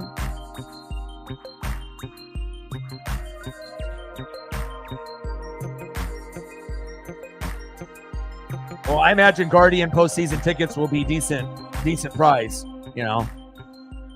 But if you can get your parents or your family, to help you out with that, yeah, definitely go. You guys have had a good year this year. Top of the 5th, 1-0 Astros. Next up in the box, Justin Turner. Hit safely in 11 of the last 12 games. He's actually been pretty good for Seattle as of late. So was Polo. But Garver, Crawford, Demo, this is kind of useless, those last 3 guys. JP used to be good, but he hasn't had a good year in 2024. And ever since he broke the pinky and came back, they tried putting him back in the leadoff role, which was stupid. And Victor Robles is the best player, based on, consistency. So you lost your job, and now you're going to be in this position where you're going to be a 7, 8, 9 hitter probably for the rest of your time in the Mariners, unless you go to another team. So, and maybe that's a little part of the ego being bruised, knowing that he probably is never going to be the leadoff hitter for the Mariners ever again. But you got to be able to get yourself right. And if mentally you're not right, you're not going to be able to hit or defend, and you're just going to be down in that depression dumps. and it's not going to get any better. And honestly, we could definitely upgrade first base, second base, shortstop, and third base. That's where the problems are for the Mariners. Outfield is fine. Robles, Randy, Julio. The fucking problem is first base, even though Luke Raley and we might end up having, Locklear come up from AAA. Bliss, obviously needs to hit a little bit better. It's like too bad we couldn't combine Bliss and Polo into one guy, and to be able to have a guy that could defend like Bliss, but hit like Polo, and have speed on the bags like Bliss, and then obviously third base, you got Rojas, who's been pretty good for Eugenio Suarez, but we could still use someone better there. And then when we have Demo filling in, he's not very good in that spot, so he's not very good in second or at third base, so just need better players, bottom line. Top of the fifth, 1-0 Houston. Nobody on with one out. Kikuchi, 68 pitches in, and he's been money.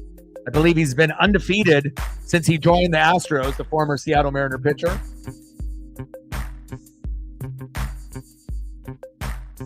Jose Ramirez, I like him. Good player. Stephen Kwan ended up being one of those guys that was batting 300, 350, 400, even though it was short-lived. And then after the All-Star break, kind of hit a skid and hit a slump.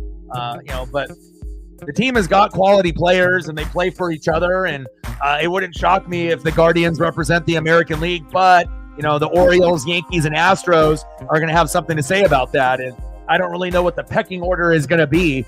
If it's going to be like Orioles, Guardians, Yankees, Astros, but I really feel like the Astros and the Padres are the sleeper teams, and I don't think any of the powerhouse teams want to face them because there is a possibility that both of those teams could make it, or one of them could make it. The Phillies and Dodgers don't want to see the Padres. That's a sleeper team.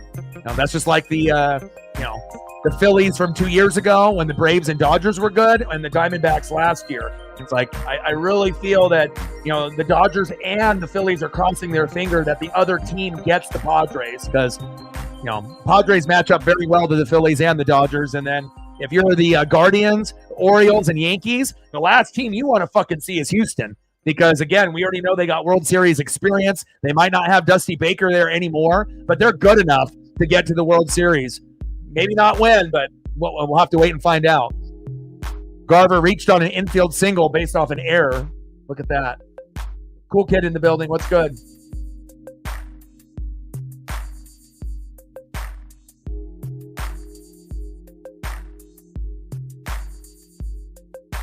Nice job by Mitch Garver. You never know when you're going to get. Every blind squirrel gets a nut once in a while, huh? Next up is J.P. Crawford. And I feel like out of everybody on the team, he's probably playing with the most despair. He's the most desperate, and he hasn't been good. And there you go. Garver can get on with an error, but JP can't even do anything. Like I feel like almost JP has given up. It's like he's no longer the leadoff guy. He's hurting right now. I don't know if he needs to seek therapy, but this is definitely a gut punch to him, and I don't know if he'll ever recover. He might have to end up going to another team because I think his time with the Mariners, I don't know what his contract situation is, but the value of J.P. Crawford is not as high as it was. And I think he's an amazing guy. I feel like, if you look at his personality, you could argue he might have the coolest personality out of anybody on the team.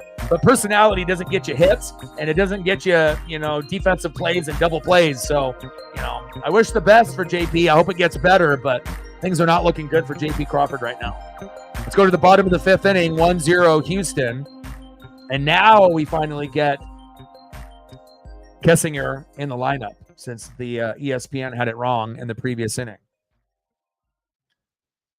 All right, next up, third baseman filling in for Alex Bregman, Gray Kessinger. Grae, cool spelling. Batting second, shortstop, Jeremy Pena.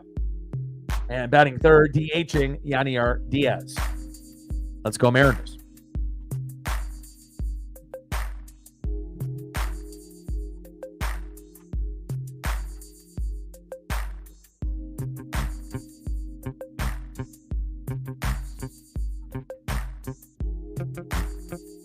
Yeah, Cleveland might be the weakest team out of the four.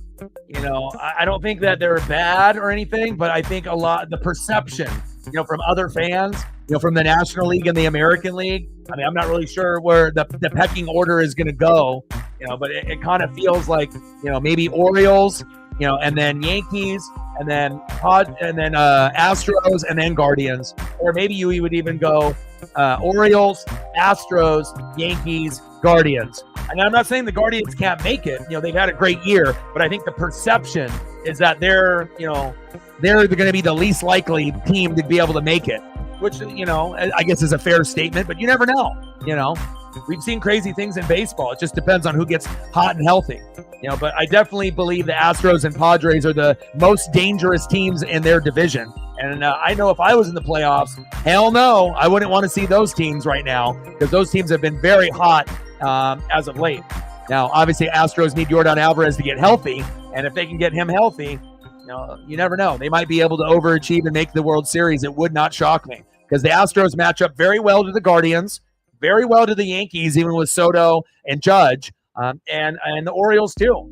The Orioles are going to be kind of like a popular team because of Gunnar Henderson and Adley Rutschman, but they haven't really been there. So it's going to be kind of new for them, and it's very hard for a team that just finally gets in to be able to go like all the way. So that's why I think a lot of people think the Orioles and the Guardians will fail, and it might end up being the Yankees or Astros based off the experience. And then you got Phillies and Dodgers. They got the experience, but they typically choke, or they're not hot and healthy going into the playoffs. They have injuries with the pitching staff, or a key contributors in the lineup. And then the Padres, have been extra hot. So we don't know really how it's going to shake out, but I know the playoffs are going to be extremely fun. We need 5 more likes to get to 20. If you haven't smashed that like button yet, please do. Help us get to 20 before the stream ends. Kessinger popped up. Julio is there, 1 away.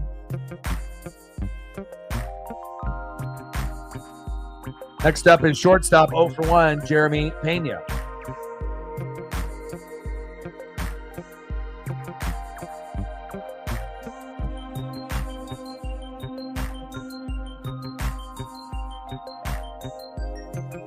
Let's get to 100, baby. We're still waiting for that first one, hour and a half in. Maybe an hour left in the stream. And then we have tomorrow off. I'm going to go to the arcade, pizza, tacos, or burgers. Maybe go to Voodoo Donut and make a day of it with my best friend. He's going to a Green Day concert here in Oregon, and it's outside. There's supposed to be possible rain, but I'm super stoked for him. So he hasn't got a chance to see Green Day in a minute. So even though that's kind of an old school band, I know they're going to put on a great show. I'm a little jealous I can't go. Don't got the money for that. But he's got floor seats. Like, he's going to be like right there, like right in front of everybody. Pretty sweet. And then obviously he took tomorrow off. So that's why we're going to be doing the whole arcade thing. Otherwise we would be doing the Cowboys and Giants Thursday night game. Flip to first. 2 away. Jeremy Pena goes down. And then we'll be back on Friday for the Athletics and Mariners. Saturday, we'll do the Ducks and the Bruins for college football. And then the Mariner game will start about an hour and a half after that, around 6:30. And then the Ducks game will be on at 5 p.m. on Saturday. Then Sunday evening, we'll do Ravens and Bills. Super excited about that. And then Monday Night Football, amazing matchup, Seahawks and Lions. So it's going to be a pretty jam-packed next 4 or 5 days. So hopefully the Mariners can find a way to get this dub, and they got tomorrow off, and then it'll be 3 games against the Athletics, and hopefully we find a way to get those 3 wins as well. Brandon in the building, what's good? Like, sub, donate, comment, share. If you haven't smashed that like button yet, please do. Big swing and a miss to Yannier Diaz. Finding the count 0-2. And it's not like George Kirby, has given up 5 runs right now, and everyone has given up. It's 1-0. Like, again, we need to start substituting some of these ass players in the bottom of the lineup. J.P. Crawford, Dylan Moore, Mitch Garver. Get in fucking Rojas and Luke Raley if we actually want a goddamn hit. It always puzzles me when you have a player who's a top 4 player overall on the team, because I think Luke Raley is a better player than Randy Arozarena, if we're being honest. I think Randy's the 5th best player. But if we're talking about consistency, give me Victor, give me Julio, give me Cal, give me Luke Raley, then Randy. And then obviously Justin Turner has been hot as of late, and Polo's been pretty good as of late as well. But again, not having certain guys in the lineup is hurting us. It's like we already are a very low batting average team. The last thing that we need is to have 2 guys that actually possibly could hit and defend, not fucking playing. Hell, give me fucking Mitch Haniger over Garver.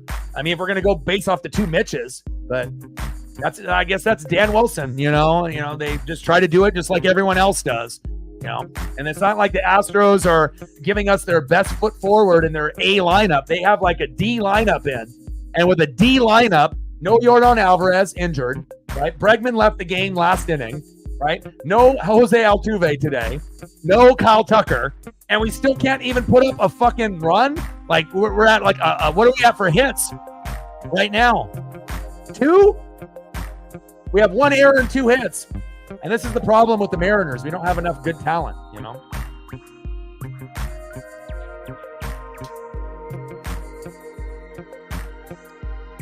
Yes, I'm excited about that. Lions unis are going to be dope. The Seahawks kind of own the Lions if you go back to the head-to-head. But the Seahawks have like the 31st offensive line out of 32 teams, right? So it's very weak. So you would think that Aiden Hutchinson might end up getting 2, 3, 4, 5 sack lunches like he did on Tampa. But we'll have to kind of wait and see how that goes. But the release out of Geno's mechanics is much faster this season. So you'll have to get rid of the football quick. But they also have a couple injuries on defense and some key starters on the D line. So if Byron and a few others like Williams are out, it's going to be a little difficult for the Seahawks to win. And I know that they started off great, 3-0, but there is a pretty realistic chance that Detroit wins the game on Monday night. But I hope that it ends up being close, and I'm definitely excited to see what happens.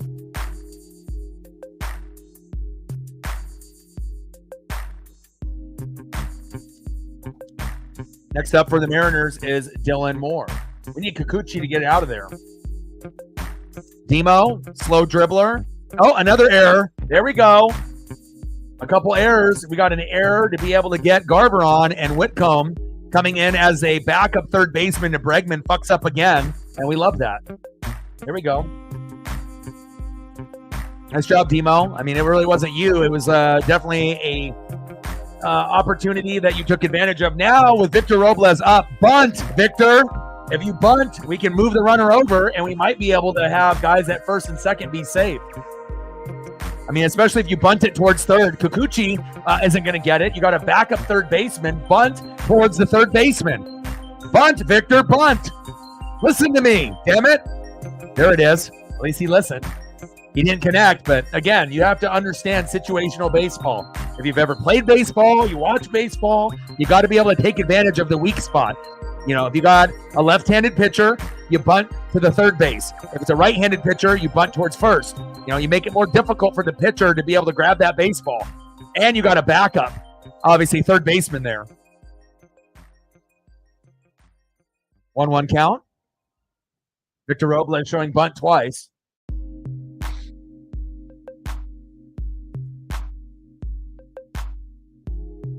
Top of the 6th, 1-0 Houston. Runner at first with no outs. 1-1 count. 137 stolen bases this season. That's tied for 5th most in team history for Seattle. Come on, Victor. Now Kikuchi knows that the bunt is going to be dropped, so they're all anticipating it now.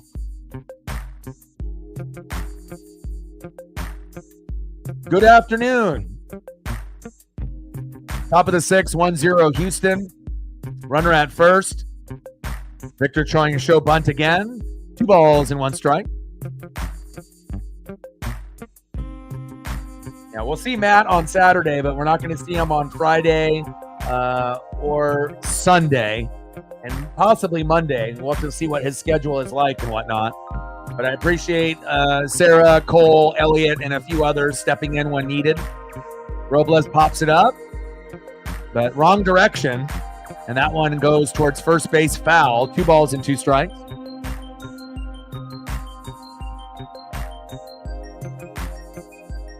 Come on, Robles.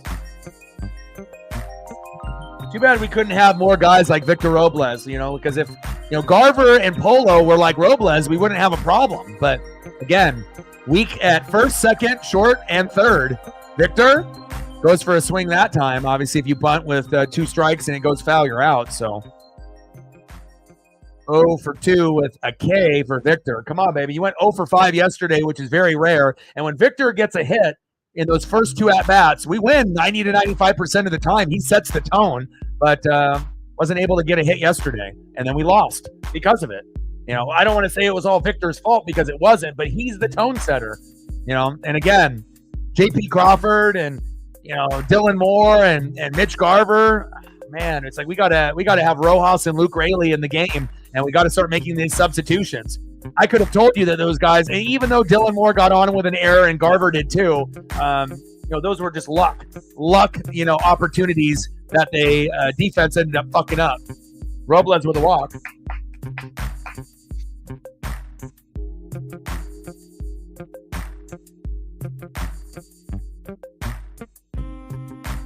Victor Robles with the walk to first. We got runners at first and second now. Demo at second. And we got Victor at first. And we're in a key spot right here where we can actually do some damage. Kikuchi is starting to tire out.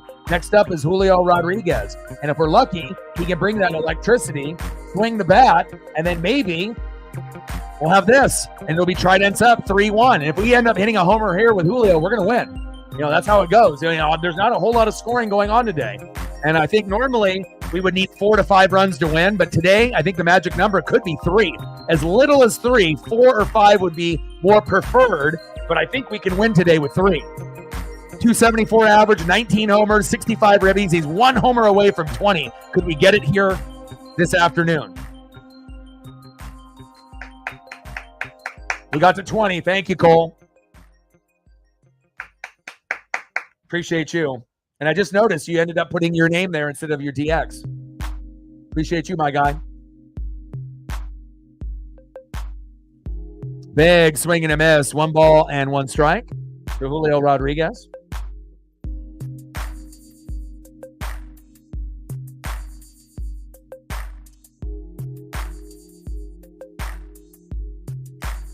What roof shot? What are you talking about? What game are you talking about? What player? Chasing on that bad pitch by Kikuchi. 1 ball and 2 strikes. Come on, Julio. And at this point, we don't even really need a home run, honestly. We just need him to get a base hit. Don't try to be that hero, that you did in the first part of the season, trying to play hero ball, and every swing is trying to get it out of the ballpark. Just get a single. You get a single, it could end up being 1-1. You get a double, it could end up being 2-1. But knowing Julio, he'll probably strike out now, damn it. 1-2 pitch. And there it is, strikeout. My ESP is strong. The damn ESP, damn it. Down goes Julio. Hopefully he'll make something happen at his last at-bat in the 8th or 9th inning. All right, here we go. Next up, the best clutch hitter in the 6th inning and beyond, big dumper, Cal Raleigh. We could definitely use the electricity right now, regardless if it's a home run like this or just a base knock. But we need something out of my guy, big dumper, Cal Raleigh. I love, love, love Cal Raleigh. Let's go. His OPS is almost at 1,000 with runners in scoring position. 90 home runs, averaging about 30 a year for Cal Raleigh, and he's only 2 away from the record. All time, right, for a catcher to start off his career. Mike Piazza is number 1 with 92 homers in his first 3 years. Cal's at 90, right? And he's going to be a better player than Piazza. Like, Cal could be a Hall of Fame player. And again, he could get a Gold Glove. He's the best defensive catcher. He's a great leader. And again, he can hit home runs. He's the best power hitter. You could definitely argue Cal is the best catcher in baseball, and he didn't even make the fucking All-Star game as a backup. And I get it. You got Adley Rutschman. He's popular. He's on the Orioles, popular team, but he doesn't hit homers like Cal, and he doesn't defend like Cal. And then you got Salvador Perez, the OG, who ended up winning a World Series with the Royals when they went back-to-back a couple years back, right? And he hits for 300, but he doesn't hit homers or defend like Cal. So, I mean, if we're doing all-star appearances only based on batting average, then fuck, we might not ever see Cal. But if we start to put into consideration RBI, home runs, Gold Glove, defensively, throwing guys out from the knee at first and second, those fucking stats matter. Batting average is not the only thing that fucking matters in baseball. But, I guess that's how the voters decided to vote. But I'm hoping that Cal can end up hitting a couple more home runs before the season ends. Little slow dribbler. Throw to first. Safe.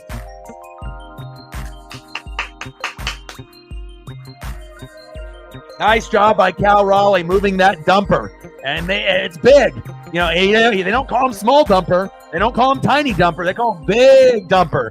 So it takes a little while for the big dumper to move those legs and get that butt in motion to be able to run to first, right? And he ran just fast enough off this slow blooper towards third. And again, if it's Bregman, he's out, right? But you got the backup third baseman in there, Gray, right? Kessinger in. And he ended up making a couple errors already. So now we got bases loaded with one out. And the game, this is the turning point of the game right here. Randy Arozarena. We don't expect him to hit a grand salami, but this might be the only opportunity that we have to win the game right here. To kind of either tie it up or to take the lead. Again, it hasn't been very good up to this point, but we definitely have three guys that could do something. Randy, Justin, who's been very good in the last 10 games or 10 at-bats, and then Jorge Polanco. So again, you have the top of the order that typically is the best with Victor, Julio, and Cal, but we can still get something out of Randy, Justin Turner, and Polo. We just got to pray that Randy does something here. Let's go, Randy. Earn that paycheck. You were the biggest name in the trade deadline, even though Victor Robles has outplayed you.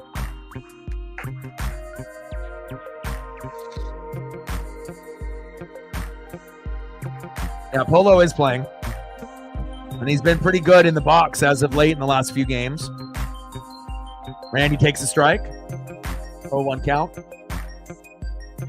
He's 0 for 2 with 2 Ks. This is a huge at-bat. This is the turning point in the game where either we're going to win or we're going to lose. And yes, it's possible that we can get bases loaded or guys on the corners, in the 7th, 8th, or 9th after Kikuchi goes out, but no guarantee that we can knock them home.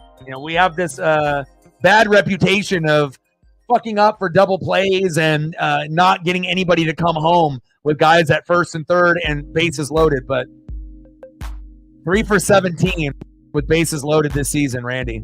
10 ribbies, no homers. Got a piece of that one. 1 ball and 2 strikes.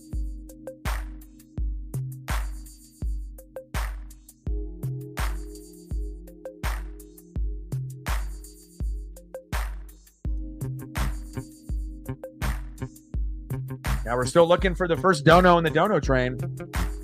But we're at 20. We want to try to get to 30 likes.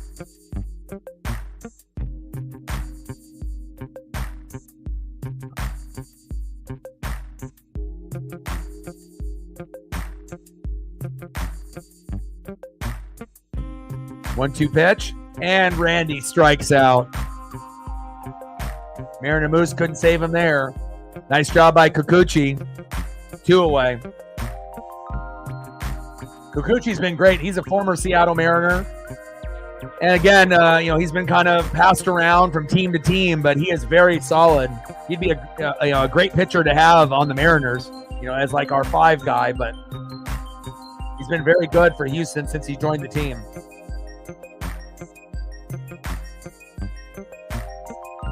Justin Turner. Yes! Yes! Go, go, go! Justin Turner with a clutch hit. Brings in 1. Brings in 2. Yes!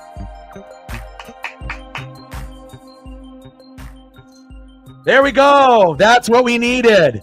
We waited all day for that. And Justin Turner has been just as hot as anybody in the box. Look at that. He's the oldest positional player in baseball at 39 years old. He's a great clubhouse guy. He's got great vibes. Obviously being a Dodger, Red Sox, Blue Jay, and now Mariner. 20-game on-base streak. Longest active streak in the MLB. Justin Turner. Let's go. We wanted Victor Robles to be the hero. We wanted Julio to be the hero. We wanted Cal to be the hero. And lo and behold, it ends up being our boy, Justin Turner. Next up is Jorge Polanco. We got runners on the corners. He can get an RBI as well. Nice job, JT. Earn that paycheck, baby. Hell yeah. 2-1. Mariners, baby. We can win now. Zay in the building. Let's go. 1-0 pitch to Polo. Popped up, and that is going to be the end of the inning. But at least the damage was done, and Polo wasn't able to get anybody else to come home. But thank God for Justin Turner, man. That was literally huge. Because we have to go 4-0 or 3-1. If we end up going 2-2, 1-3, or 0-4, the season's over. So we have to make sure we win this, and hopefully we can end up sweeping the Athletics, which is not going to be easy because Brent Rooker is probably the most underrated player in baseball. The guy puts up top 10 stats, and he's on the fucking Oakland Athletics. He's just on a bad team. And hopefully we can find a way to be able to extend the lead because 2-1 might not be enough to win, but at least it gives us the lead. Let's go.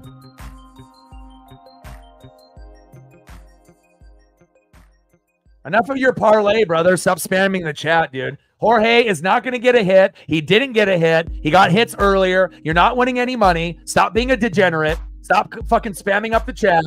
Goodbye.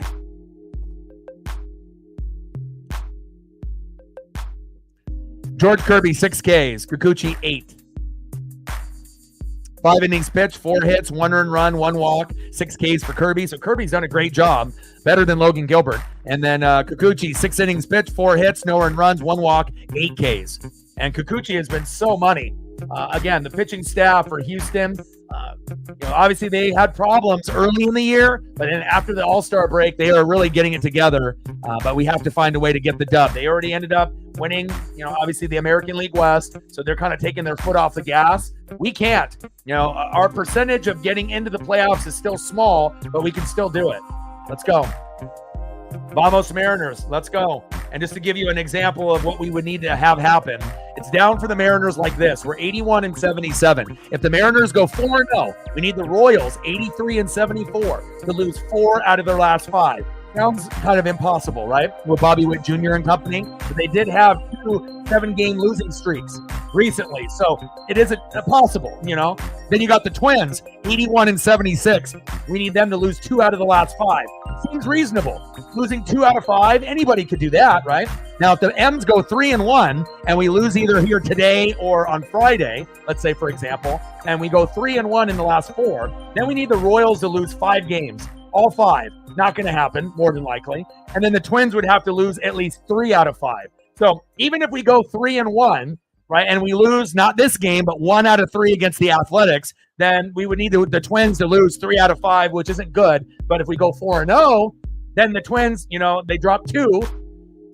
We might be able to get in. I mean, it's still not very good odds for us. Right now, like 5 to 15% chance to get in the playoffs. But you're saying that we got a chance. Like, it's not dead yet, but we got to take care of business here today.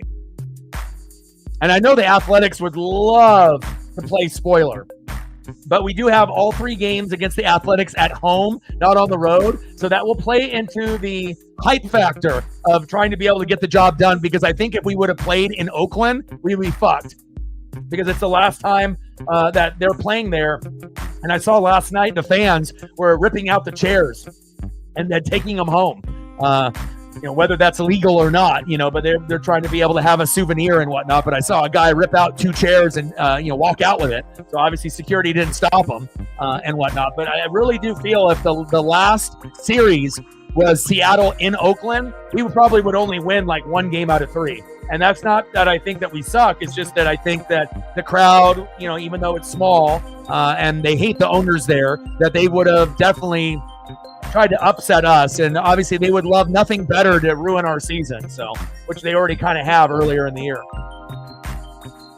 Tigers are winning too many games. Nothing they do, they're in, so there's nothing that we can do on their scenario. They had Skubal and they won yesterday. So normally it's between the Astros, the Tigers, and the Twins and the Royals, but the Tigers and the Astros have already kind of punched their tickets, so to speak. So now it's up to the Royals, right, the Twins, and the Mariners. And there's only going to be a spot, there for one of these teams. So we'll see what happens. Bottom of the 6th, 2-1 Mariners. 3-2 pitch to Singleton.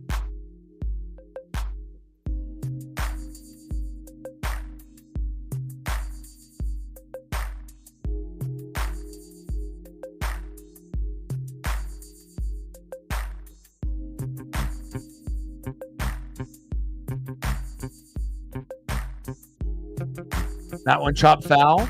Kirby's still out there.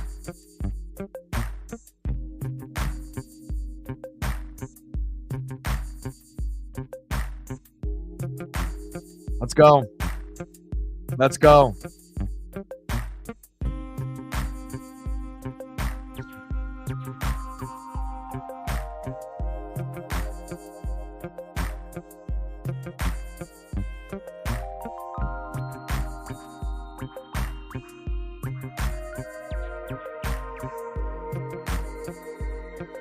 Bottom of the sixth, 2-1 Mariners. Nobody on, nobody out. George Kirby, 89 pitches in, 3-2 count to John Singleton. 3-2 pitch. Popped up. Singleton grinding out this at-bat. It's been pretty slow, right? 2-1 game. Both team have 4 hits. Both team have 1 error. But we were lucky enough to end up getting Justin Turner to single to left. Demo and Robles scored. Raleigh to third, 2-1 Mariners. And then in the third, Caratini singled to center. Singleton scored to give him a 1-0 lead. That's pretty much the story of the day today. Demo, clean catch right off the little tarp area there. Nice job.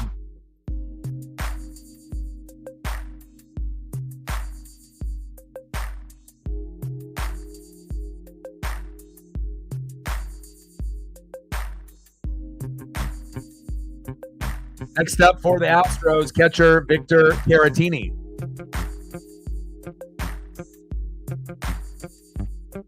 Caratini, slow dribbler. Oh, that's an easy out. Polo is there. Right to Justin Turner, 2 away. Here we go. I feel like we're starting to gain a little bit of momentum here. And this will be the last inning that George Kirby will be out there. And then hopefully it'll be a combination of Troy Taylor and Andres Munoz, but we're going to have maybe Snyder in there as well. Let's go.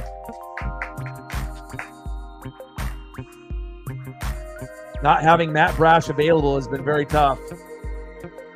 Pitch is low at the knees. 1-0 count to Jason Hayward.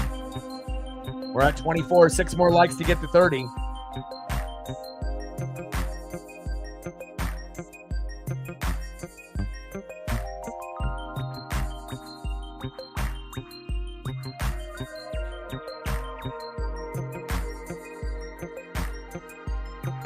Gained a sub as well. 23 subs to go to 20,600. Let's go.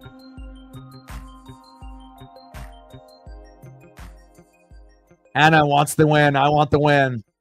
I want the sweep against the Athletics too, even though I know it's going to be tough. They're a much better team than they were last year. 2-1 count. Like anyone that's watched the Athletics, this season, they were better than the Angels, and normally they were at the dead bottom last, like people would compare them to the White Sox, but there's only one White Sox. There's not more than one. Justin Turner with a snag. What a defensive gem!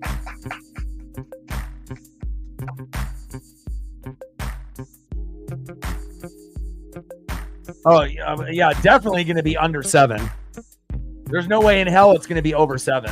Not the way a lot of the starters for the Astros are either injured or not playing after they clinched the division. So you got no Yordan Alvarez injured, Jose Altuve day off, Kyle Tucker day off, Bregman left in the 4th inning. There's no way in hell. I mean, unless the Mariners have like a monster inning, then you might be fucked.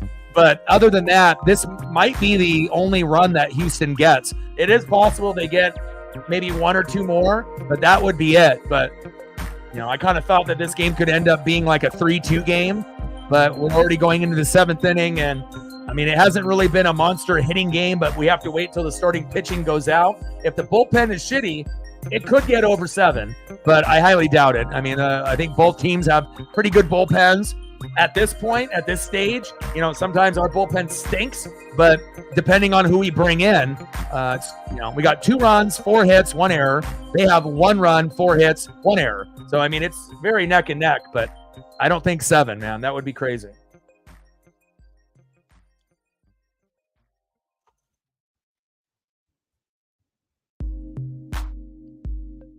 Let's see who's up next here for the Mariners. See if we can stack on a little bit more, because 2-1, we can't win games this way. We have to get to typically 4 to 5 runs, 7 to 10 hits. So hopefully we can find a way. Kikuchi is out, so that's a good sign here, and hopefully we can start raking. Next up, DHing for the Mariners, Mitch Garver. Even though probably Mitch Haniger would be a better option. Batting second, shortstop, J.P. Crawford. Better option, probably Josh Rojas. And batting third baseman, Dylan Moore. Probably better option, Luke Raley. So hopefully we end up seeing Luke Raley or Rojas at some point here in the last 3 innings, but I don't know. We'll see.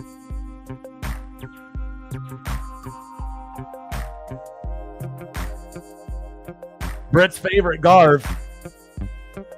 I didn't even know you were still in the room. I thought you left. I thought you left me.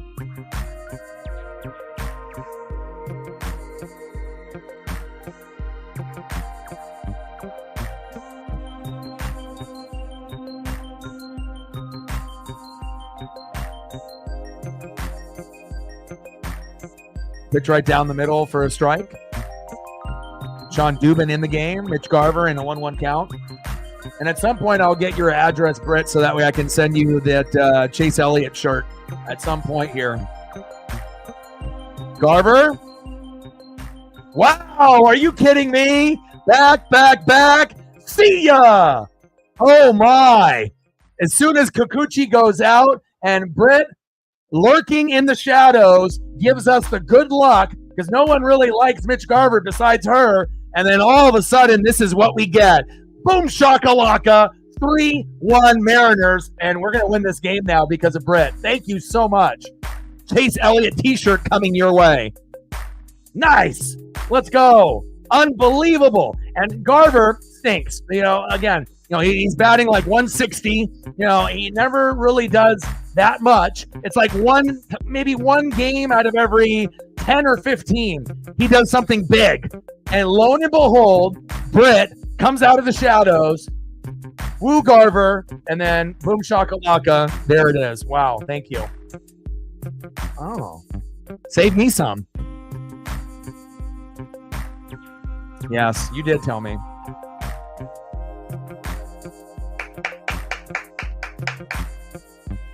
You didn't, but I'll give you credit.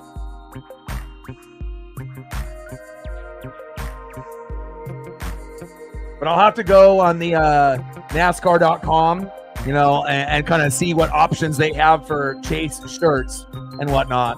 But I'm thinking I'll get you one and I'll get me one. We could be twinsies. Unless there's like 2 separate shirts that we both equally like. That would be, based off our style and whatnot. But I need to take a peek. If you have a chance, and you can go to the NASCAR.com and take a look to see what they have for Chase shirts, on the website. You can always send me like a screenshot of what options they have, and then I'll be able to get your address, and we'll end up making an order at some point or another. I don't own one, and I've always wanted one, so I figured this would be a good time for a nice little gift to my number 1 Mitch Garver supporter, Britt. Oh, fair ball. Go, baby. Go, JP. Go, JP. Go, JP. Wild throw. JP in the third. Let's go. And I told you, once the starting pitching goes out, things open up. Here we go. J.P. Crawford, another individual that lost all his swagger, lost all of his, aura and vibe, and obviously got, sent down into the order from being the leadoff hitter. Victor Robles stole his job, and now he's in the 8 hole, and he's been very bad for a very long time. Way to go. Stand-up double turns into a wild throw and turns into a stand-up triple for J.P. Crawford. Fuck yeah. Next up is third baseman Dylan Moore. And lo and behold, the guys in the bottom end of the order that typically are garbage that are actually coming up with big hits right now. Nice job. I still want to see Luke Raley, and I still want to see Josh Rojas, but this is a pleasant surprise.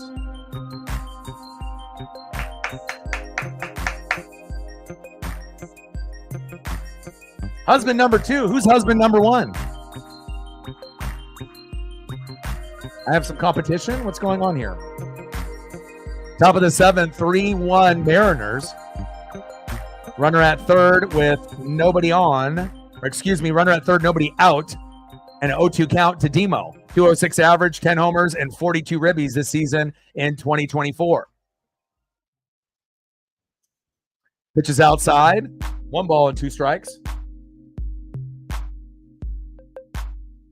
Let's go. Let's go. Huge, man. Justin Turner, huge. And Mitch Garver, earning his paycheck today. I did not see that coming. But again, when you have a pitching change, anything is possible. And again, bullpens are either going to be really, really hot or really, really not. And thank God, because we were kind of teetering, on is something good going to happen or not. And Justin Turner has been one of the hottest hitters for the Mariners. And thank God that he was able to knock those guys home to give us the 2-1 lead. And then on top of that, getting a little cherry on top, a little Salt Bay with a little Mitch Garver solo blast, which is so unexpected, but we'll take it. Let's go Mariners. Trident's up. Demo goes down, one away. JP at third. Next up is Victor Robles. And you know what I would like for Victor to do right here? Bunt.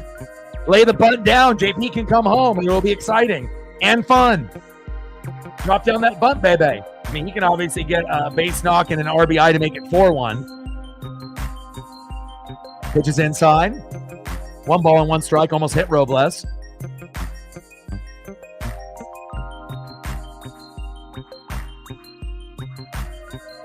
But also, we don't want to have a double play end, on Victor bunting. But we'll see what happens here. And you can kind of tell the way that Robles chokes up on the bat, how he's going to hit. JP is going home safe.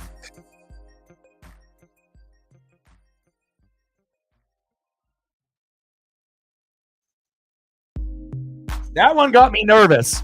That one got me a little bit nervous right there. Victor Robles, hard hit to third. JP was already committed. He goes in to slide. The throw is wild because they have the backup third baseman in. If that's Bregman, that's an out, right? And thank God we have a wild throw there. 4-1 Mariners. We're going to win, baby.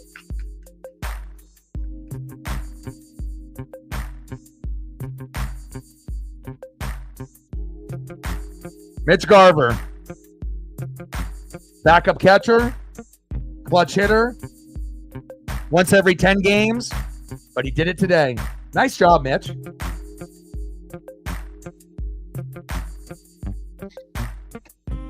They got a little cocky taking out Bregman. They thought, Kikuchi's got this. These guys are fucking not motivated. We fucking ripped out their heart, Mortal Kombat style, Kano style. They're already depressed from yesterday, right? Going to second, safe. There we go. Victor Robles in at second. Now the momentum is shifting, but it shows you how baseball is in 2 different games. It's like starting pitching, from 6 to 7 innings. That's the first part of the game. Then the starting pitching goes out, and those last 3 innings, even though it's only 3, not 6 in the beginning, right? Even though it's only 3, you still have a chance to come back and win in those 3 innings if you execute. And again, baseball, is such a crazy game where you can look terrible, and then all of a sudden the starting pitching goes out, and then you rack on 4 runs. Like, where the hell was that? You weren't going to be able to get that against Kikuchi, but you definitely can get it against Dubin. Let's go. Man, Robles is so fast. Yeah, I don't know if you're going to win your parlay now, man. It was looking like it when it was like 1-0, but then it went to 2-1, then it went to 3-1, and now 4-1. Another error at third. Safe. And obviously, taking Bregman out is the reason why we're ahead. They took him out in the 4th, and you bring in the backup, and he's literally losing the game for the Astros. And again, they don't care. The Astros don't give a shit. They've already clinched. But again, taking Bregman out was the dumbest thing that the Astros could have done today. You have no Jose Altuve. You have no Yordan Alvarez. You have no Kyle Tucker. The last thing that you want to do is, take out the only guy that's left that usually is consistent offensively and defensively. And you could argue Bregman is a better defensive player than offense. And offense, he's good, but defense, he's a gem. And the backup stinks, and we love it. Normally, this is us fucking up. And their backup third baseman is terrible. We love it.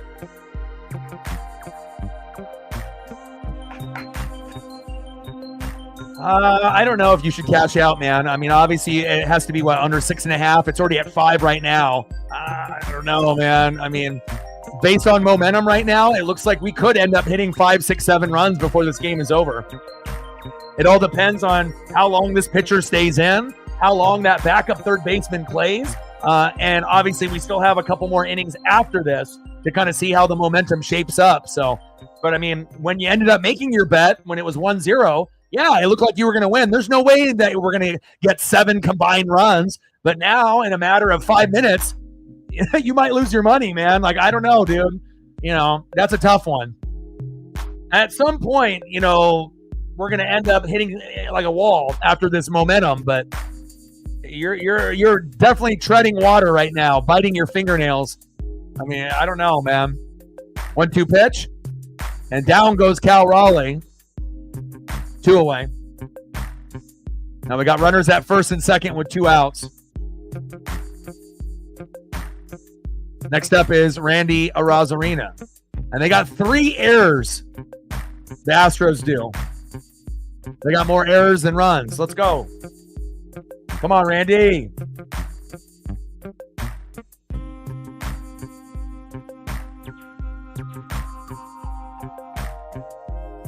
I mean, I definitely could see it, you know, going both ways. I could see the Mariners hitting a wall, and then, you know, maybe it ends up being 5-1 final where we get 1 more run, right? And we don't get anything more this inning.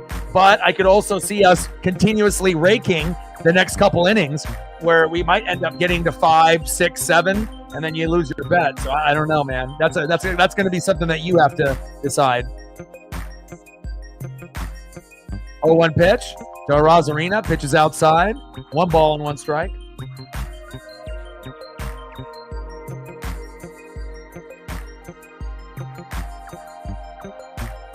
Dubin stinks. Backup third baseman stinks.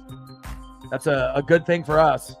And if they wouldn't have taken Bregman out of the game, it's not, you know, like this. I mean, probably the score is maybe 2-1 or 3-1, but it's definitely not 4-1.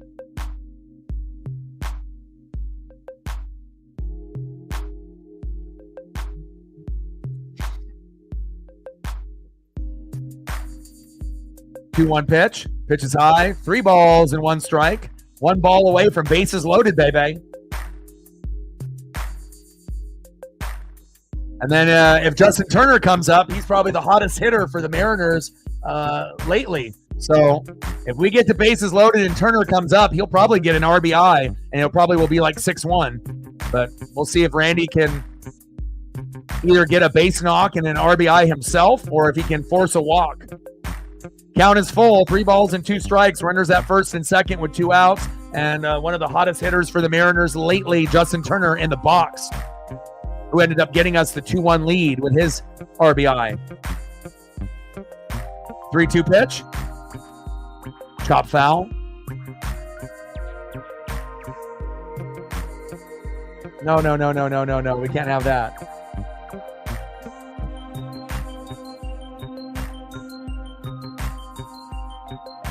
It's up at the top of the screen, my guy. Right above my head.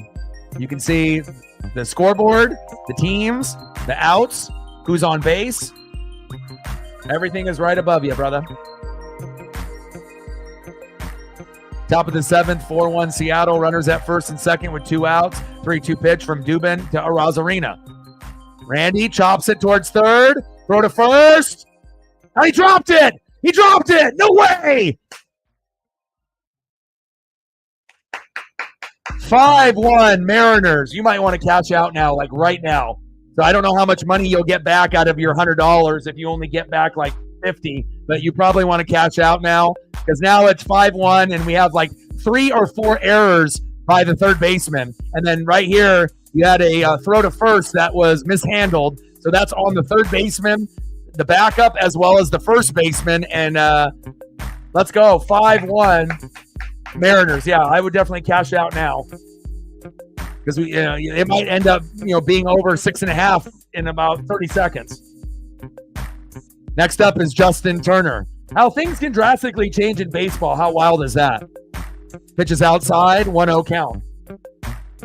I don't think I've seen a team implode like this besides us, the Seattle Mariners. Like, we've imploded like this, but maybe not to the same degree, But again, at some point, the momentum is going to stop. So I don't know if Turner is going to get anything here. 1-0 pitch, popped up, and there it is. Now the inning is going to end, but the damage is done. 5-1 Mariners. Let's go.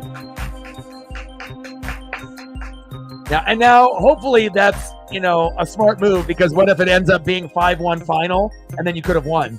But that's also assuming that the Mariners don't get any more. But I think there is a pretty good probability for us to get one more run. I don't know if we're going to get 2 or 3 or 4, but with 2 innings to go, I don't know if the Astros got anything left either. They've got definitely punched in the mouth, and, that Bregman substitution in the 4th was the dumbest thing that they could have done. And thank you so much, Houston, for being stupid. Again, they've already clinched, so they don't give a fuck. But again, it gives us a little bit better of a chance, not only to win this game, it feels like we're going to win, right? But then we can actually build this momentum coming home and playing Oakland. Because if we were playing in Oakland, I think we would only win 1 out of 3, maybe 2. But if we play at home, we do have a chance to sweep. So hopefully we can do that. So. Yeah, I think cashing out, based off the momentum and, the backup third baseman and then the pitching being a little shaky, yes, the final could still be this score right here, and you could have maybe, run it a little bit. But I think the smart thing to do, try to get as much money as you can now, because probability-wise, I think there's a pretty good chance that either the Astros are going to score 1 in the next 2 innings, or the Mariners are going to score 1 or 2 more in the 8th or the 9th. But again, it all depends on Uncle Mo and momentum. So. But again, if you end up, finding out the score ends up being 5-1, you'll remember this experience. You always have to go through and remember your experiences based on, betting. So that way you try not to make the same mistake again. So hopefully it was the right decision, but we've seen runs, go crazy, and then all of a sudden everything just ends, and then there's a dead point. So the game could end up being a 5-1 final. That wouldn't shock me either. But hopefully it was a smart move for you.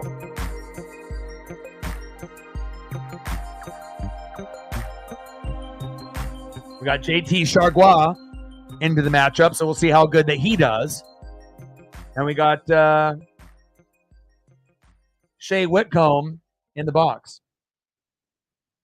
I don't think I've seen a backup implode as much as that ever in 2024. That might have been the biggest fuck up at third base that I've seen all season.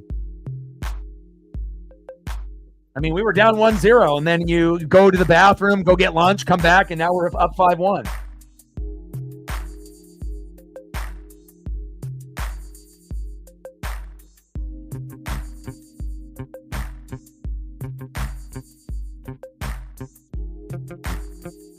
Back. Randy has got it. 1 away.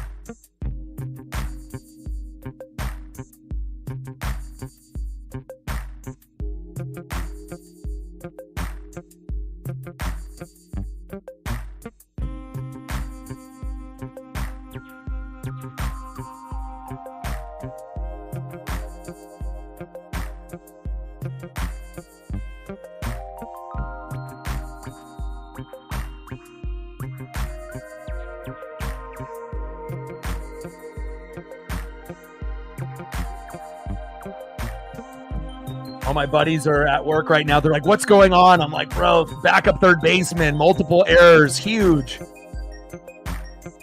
And I'm really excited for my best friend going to see Green Day. Hopefully he doesn't get rained out. Mauricio Dubon popped up to Julio. Boom, 2 away. We're grooving now. We're grooving now, baby. Whitcomb, see you later. Dubon, see you later. Next up, center fielder Jake Myers, 1 for 2.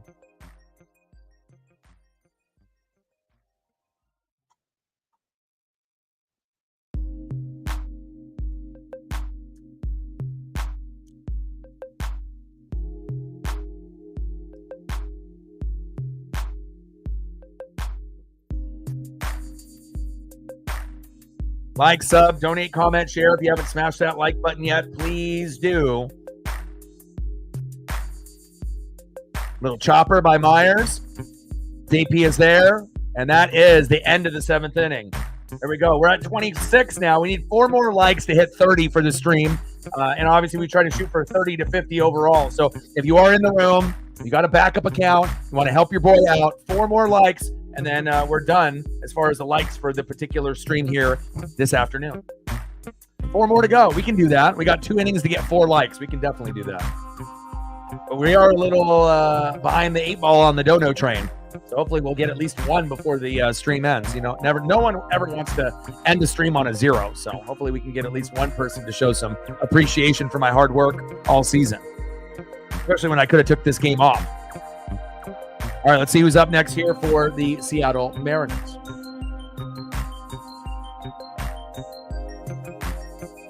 Next up for the Mariners, 1 for 3 with a K, second baseman, Jorge Polanco. Batting second, 2 for 3 with a run and an RBI, Mitch Garver. And batting third, 1 for 3 with a run, J.P. Crawford. Let's go Mariners. And if you're just tuning in, I'll give you a quick breakdown. So in the bottom of the third, Caratini singled to center, Singleton scored 1-0 Houston. Then finally, in the 6th inning, Justin Turner singled to left, Demo and Robles scored 2-1 Mariners. Then in the top of the 7th, Garver homered unexpectedly, Britt's favorite, 3-1 Mariners. Then later in the inning, Robles grounded into a fielder's choice, Crawford scored 4-1 Mariners. And then later in the inning, Robles scored. Arozarena safe at first on a throwing error by the third baseman Whitcomb. Rodriguez the second, 5-1 Mariners. And that's where we're at. It's a beautiful thing.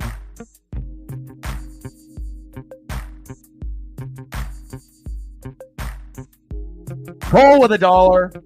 And Reflect says, hey, if no one else is going to step up, I will. I appreciate you. Let's go. Thank you so much. Your generosity is unmatched. Cole starting it off with $1. No one wants to end at a 0, for all the hard work throughout the season. Stacks on stacks, racks on racks, little Cactus Jack, bang, bang. And everyone else sleeping on your boy, not wanting to show that love and appreciation, but someone that always will show the love and appreciation. Thank you so much, man. $100 dono and $1 dono. Stacks on stacks, racks on racks, little Cactus Jack, bang, bang. And the fantasy champ from last year looking to win again. Your boy's projected to be in last, which is not good. But if I could have someone win it, it would definitely be you again. Way to set the tone, way to set that energy and the expectations on what it takes to be a winner. I definitely got hit with the injuries. I hope it doesn't happen to you. And thank you so much for your support. It means everything to me, as well as Cole. Thank you so much. You guys are awesome. Let me know what I can do for photos, and I got you.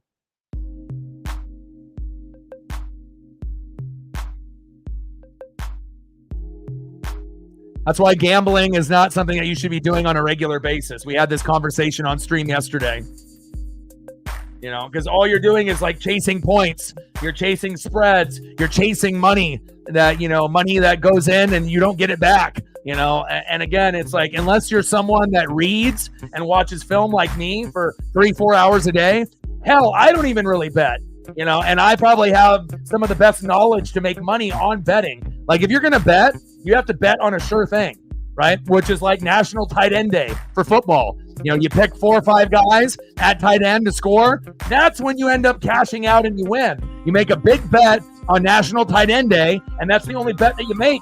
You make 1 or 2 bets a year. But if you're making 1 or 2 bets a day, or 1 bet a day, or a couple a week, you're never going to come out on top. And if you are, you have to do the research and you have to do, the work. You just can't go in blind thinking that you're just going to throw money at the wall and hope it sticks. And that's where a lot of people go. They don't do the research. They don't watch the games. They don't read. And they just think that I'm magically going to win. So throw to first, 2 away. And the crowd cheers as the third baseman finally doesn't have an error. A sarcastic cheering for him.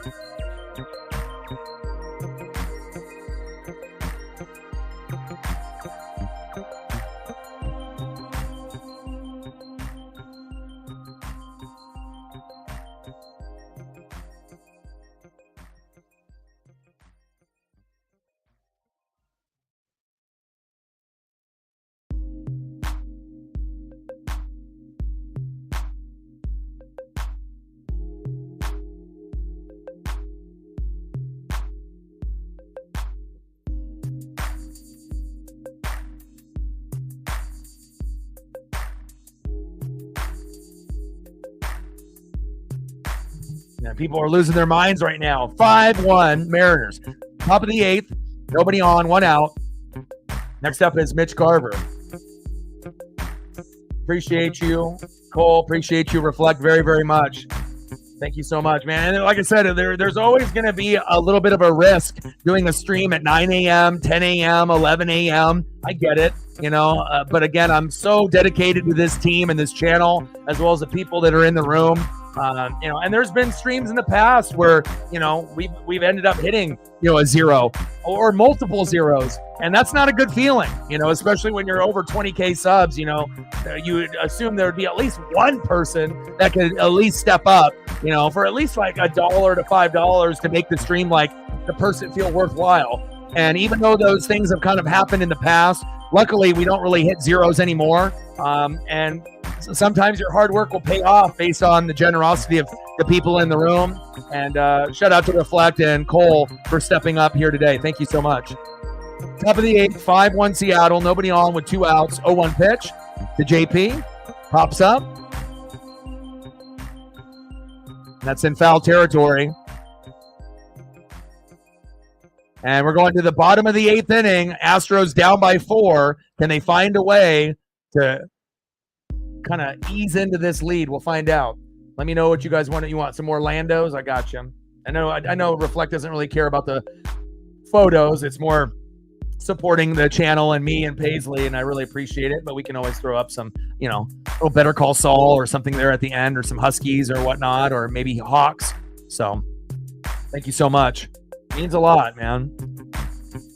You can definitely tell who ride or dies for this channel and who doesn't. So it means a lot.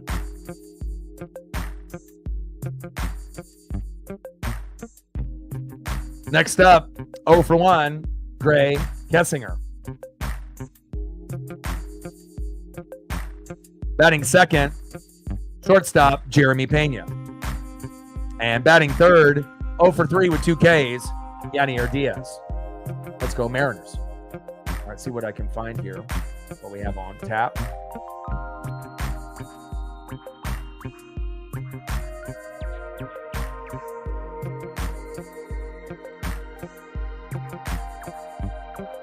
But I'll just go into your file. And again, when you have certain people that support often, they'll sometimes even get their own file for me. But let me see. I'll just throw up all the stuff that I have in your file here.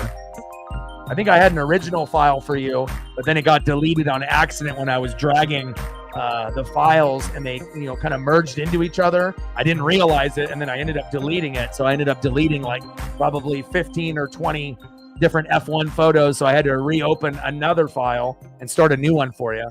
But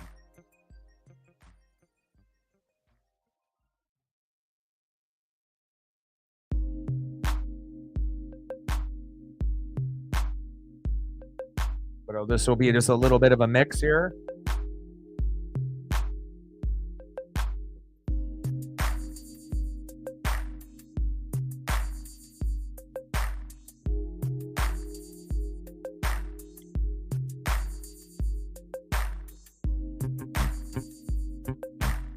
All right, Colin Snyder coming into the game, and then we can go with Troy Taylor, Andres Munoz. Thank you so much.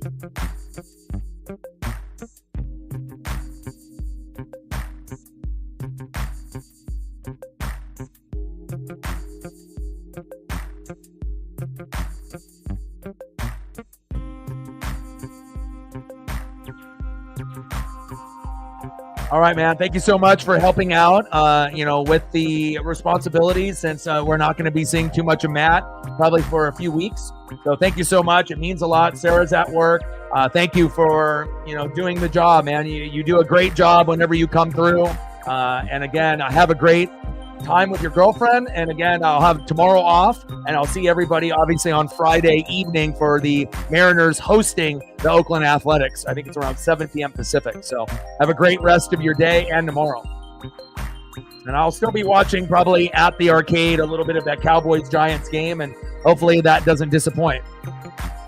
We would assume the Cowboys will win, but maybe the Giants will make it a little bit more interesting than people think. And I want to be able to see Neighbors in action. Neighbors single-handedly might save Daniel Jones's job. They lost Saquon to the Eagles, and we know the Giants are bad.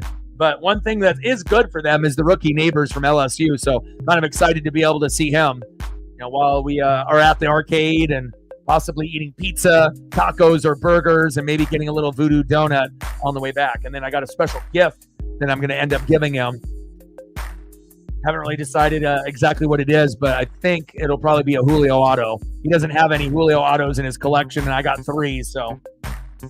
and sometimes it's like when you end up having, certain pieces of memorabilia, it's nice to be able to share them, with someone like your best friend, and a good chunk of my collection I have given away, probably 25% of my entire toy and action figure and sports card collection over the last, 40 years I've given away. And again, as long as I know someone's not going to sell it and they're going to cherish it like I do, then I don't have no problem giving away some of my, cherished items. So I think a Julio auto graded is in his future. Makes me feel good when I can do something like that. Top of the 8th. Bottom of the 8th. 5-1 Mariners. Runner at first. 0-1 pitch to Jeremy Pena. Fouled off. Behind the count 0-2.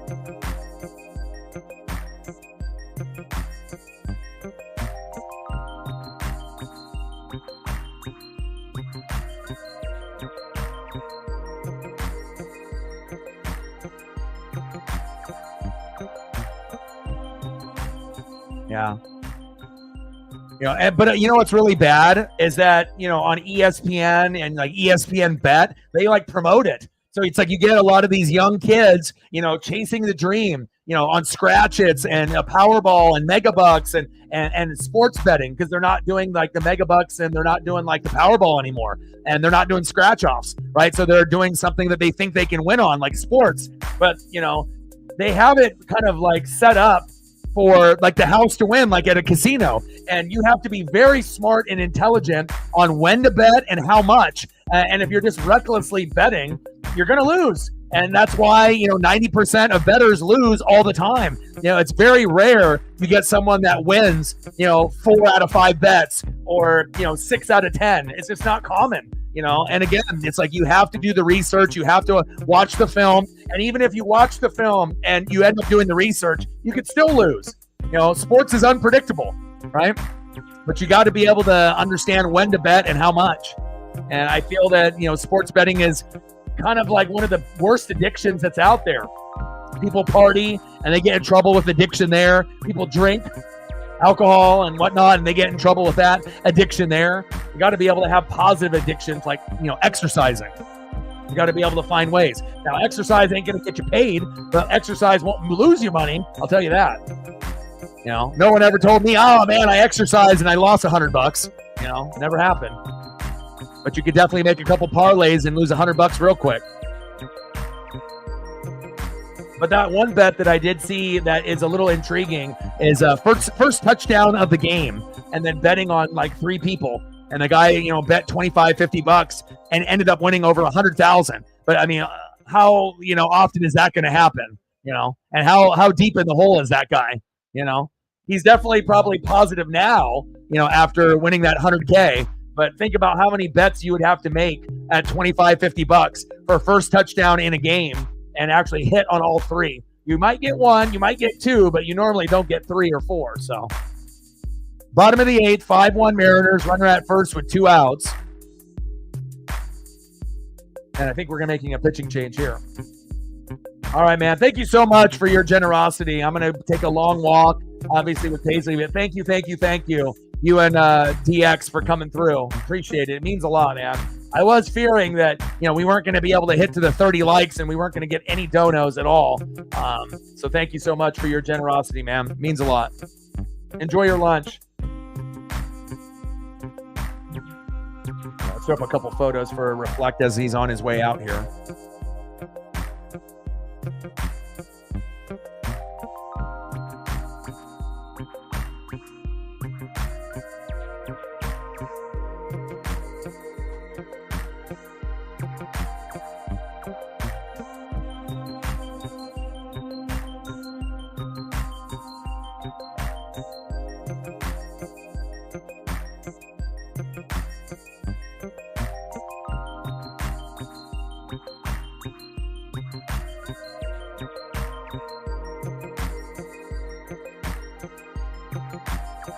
As we were waiting for this pitching change. $1 dono by DX, $100 dono by Reflect for a morning stream is phenomenal. Normally, you're not going to see that often. So thank you so much.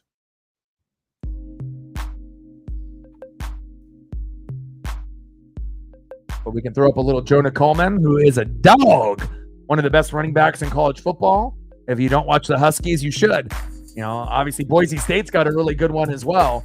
But I love being able to see, guys break out, especially being a transfer from Arizona to Washington. They lost a lot of guys to the NFL, lost their head coach to Bama, but they still are a threat to be able to put on a show for the Big Ten.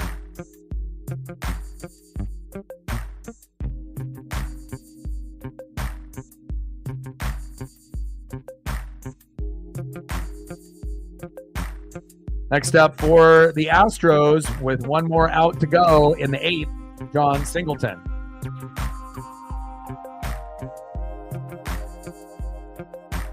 Yes. Investing in health is the best thing you can do, physically and mental health. Iron Beard says, is there still a chance? Chance for what? The Astros to win? Fuck no. It's over.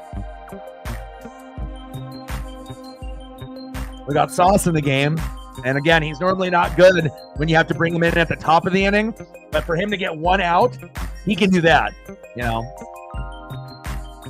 Oh, you did? Thank you so much, man. I didn't even notice that. Thank you. I appreciate you so much. Anything you want to see photo-wise, bro? And again, I typically will get, if I do morning games, if anyone was going to donate, it would be you or Reflect typically. Thank you so much, man. And I would have noticed that at the end of the stream if you wouldn't have mentioned it, but thank you so much. That means a lot. I mean, especially with all the hard work that I put in onto this channel, the last thing that you want to do is grind it out, wake up early in the morning and give your all and then get a 0, But again, you also have to realize that it's the morning, right? So, not every person's going to wake up and say, oh, I just woke up. Let me go donate $100 to NWSF, or, oh man, it was a long day. Oh, let me go donate some money to this particular YouTube channel. It's not going to be on everyone's brain right out of the gates, when they first wake up. Oh, let me go donate to someone. But for the people that do, man, it really does mean a lot since I end up doing this full time. Thank you so much, man. Anything you want to do photo-wise, let me know. And on top of that, it's not like you did $1, which would still would have been cool. Like anything, is appreciated. $1, $2, $5, $10, whatever. But then to end up doing a nice amount like that, thank you so much, dude. Zay with a 20. And we were at 0 for pretty much 2 hours plus. And then within a matter of minutes, now we're at 121. Shows you when you have people that really support this channel, even when others will never do it, we get people that will show the love and the support. And this is not like, every other, Seattle Mariners streamer or Pacific Northwest streamer. I am full-time, things cost a lot, and it does mean a lot. Thank you so much. Yes, let's do that. Great choice. One of the only guys besides Luis Arise that was able to crack 350, 400, even though he ended up hitting a wall and going on a slump after the All-Star break and then getting hurt. But I love Stephen Kwan. Let's do that. Great choice. Let me see if I can find you. Let me see what we got here. Thank you so much, man. And we had a couple other Guardian fans that came in here earlier asking me if I would end up doing Guardian games in the playoffs. And I said, yeah, I mean, I'm going to try to do as many games as I can, regardless if the Mariners make it or not. So.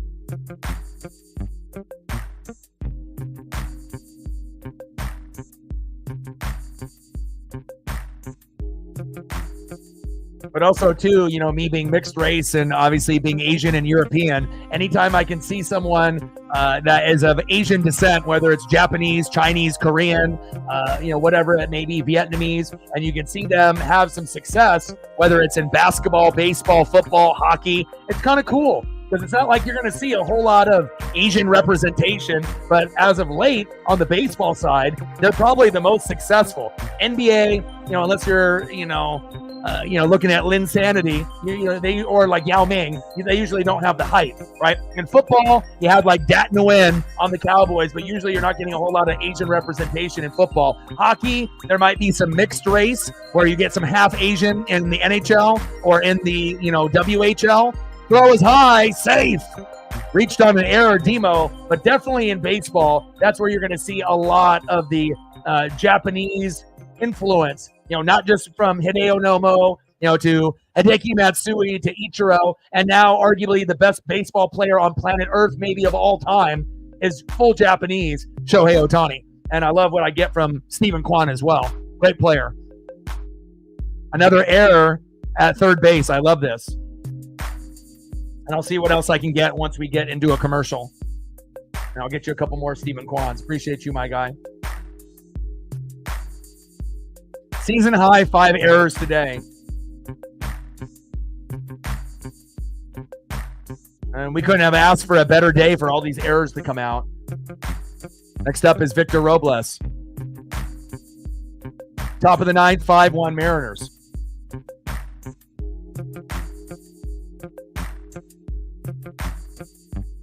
Try to end up, Zay.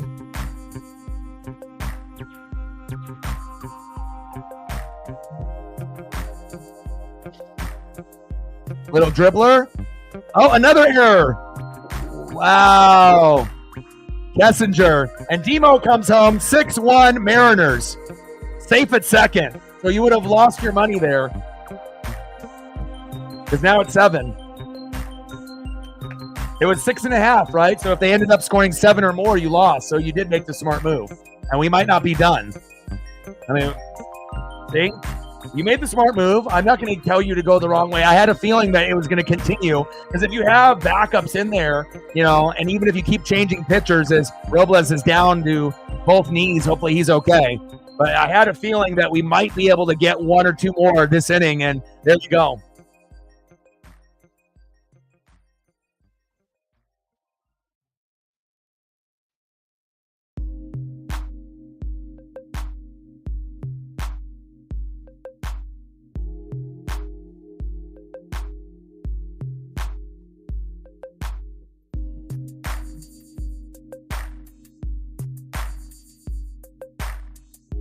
Go Mariners. Let's go.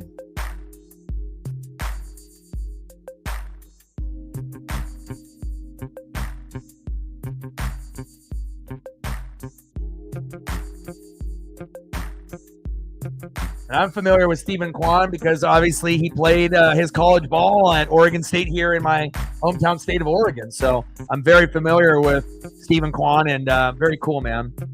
Let's see what we got here as they're looking at Victor Robles' finger. Hopefully it's okay.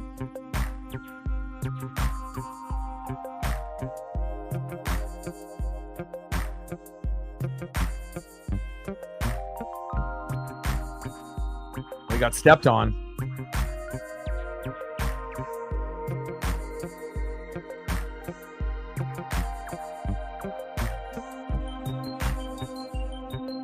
Trying to see if I can pull out a couple more here for you.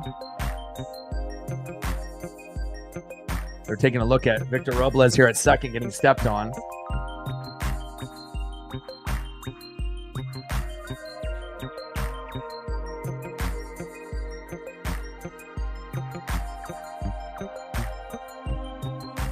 That's a stud. What a steal. 5th round.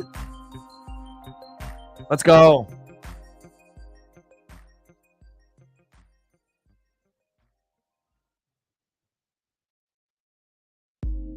See if I can get one more in here for you while we're waiting for them to get situated here again. Appreciate you, Zay. Squeezing all the Kwans. Hit the Kwan.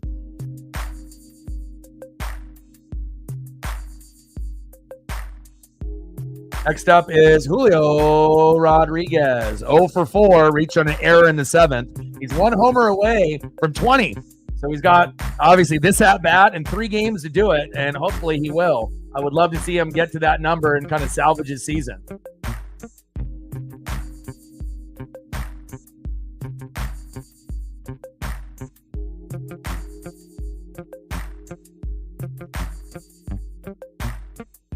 I mean, not winning in your bet stinks, but obviously, letting it ride and losing $100 instead of just losing 60, it stinks either way, but at least you still got $40 in your pocket rather than nothing, so that's why you got to be very careful, like with betting, it's like, if you're not going to do the research and you're not going to watch film, I wouldn't bet. It's like the only way that you actually can, have a decent record money wise.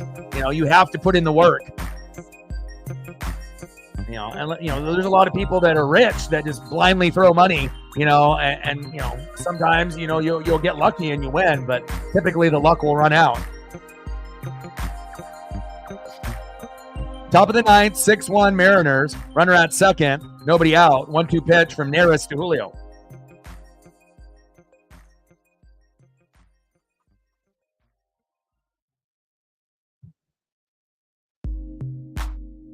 But I don't expect anybody to be like me, though. Like, I'm kind of a freak of nature. When I was growing up playing video games and collecting sports cards, I would always flip the card over on the back and memorize all the stats. 6'3", 200, 300 batting average, 25 home runs from Arizona State. Like, those were things that, intrigued me. And that's why I think I, kind of gravitated towards like stats and analytics and whatnot. But, for all your future bets, I hope it goes well. But if you ever need a little bit of help here and there, you can always drop in.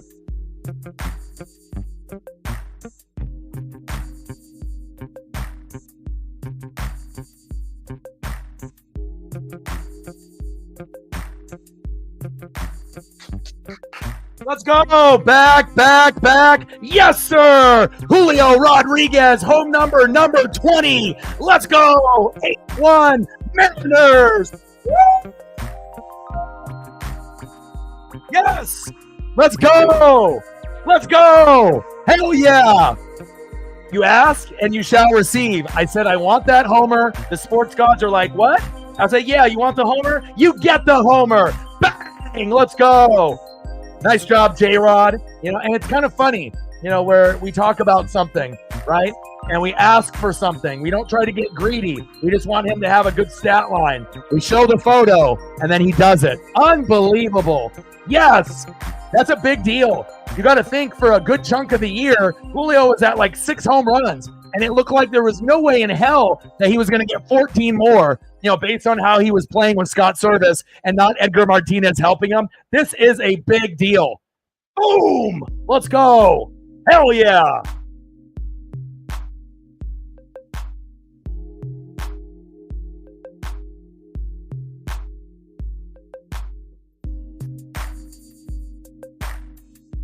Julio! Now that 274 average, 20 homers, 67 ribbies looks pretty sexy. Now, if we can get that closer to 300, like in the 280s, 290s, get him a couple more homers, maybe get 22 homers, 21, 22, and then if we can get those RBIs up just a little bit more with these last 3 games, I would say it's a pretty successful season considering how it started for Julio.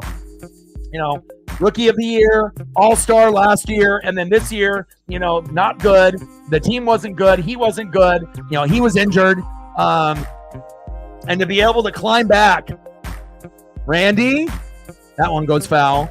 But again, for some people, 20 home runs is just 20 home runs. But you have to understand, when you got a guy that you're paying like $1 billion to, who's the face of the Seattle Mariners, you don't really want him to lose his confidence. And, we're going to have ups and downs with him, right? But he's going to be our guy for the next 15 years. So you might as well support him, right? And, again, it's a lot of technique. We know his defense is amazing. Running the bags is amazing, even though he struggled running the bags a little bit this year compared to the previous 2, and has made some errors on ground balls and pop-ups in the outfield, which was a little uncharacteristic.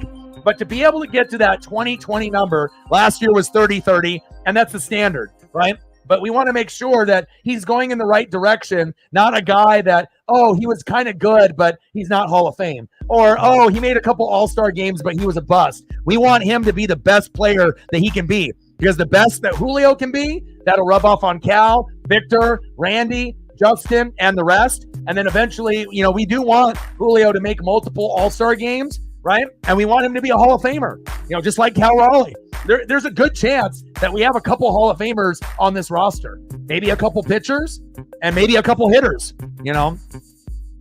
Obviously, Julio and Cal as the hitters could be Hall of Fame, depending on how the trajectory of the career goes. And then look at George Kirby, Logan Gilbert, Brian Wu, Bryce Miller. At some point, again, we already knew Logan and George were supposedly the best, right? But lately, Wu and Bryce Miller are better. So, things kind of go in waves where the popular guys, Gilbert and Kirby, they might just be the names. But if you're really looking at who's got the stuff, Wu and Miller got more stuff than Kirby and Gilbert on a consistent basis. Popped up in the right field. There we go.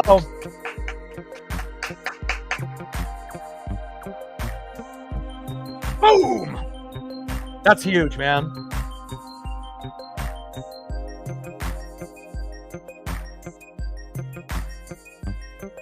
And it's really awesome that he got it done here, because that's going to give him a shot to hit one or two, not probably two in the same game, but one or two against the Athletics. And he might not hit any, but to be able to get to 21 or 22 homers would be awesome. 8-1 Mariners. Let's go. I appreciate that, man. We got a great fan base. And again, I do a lot. I do baseball, basketball, football, hockey, NASCAR, wrestling. We do WWE pay-per-views once a month. Once Monday Night Raw goes to Netflix on Mondays on 2025, we'll probably end up doing Monday Night Raw live stream watch parties since everyone can watch it together. It's an exciting time, man. We're only 21 subs away now from 20,600. So we gained not only your sub, but another one as well. Thank you so much for the individuals that have subbed to the channel within the last week. And we're only 21 away, 20,579. We already have over 4.1 million views. Last night's stream got over 2,800. Obviously, a lot of people wanting the Mariners to win or hoping that we would choke. Stream before that hit 1,300. Obviously, doing a morning stream I know is going to be lower in the views, but it's always good when you can meet new people to be able to support the brand and the cause. So thank you so much. And it looks like we're almost on the cusp of hitting 1,000, even though this game started at 11 a.m. That's a good sign. Let's see where we're at. Where are we? We're close. We are at 978. We only need 22 more people, and we'll be at 1,000. And there might be some people that watch the replay, so let's go.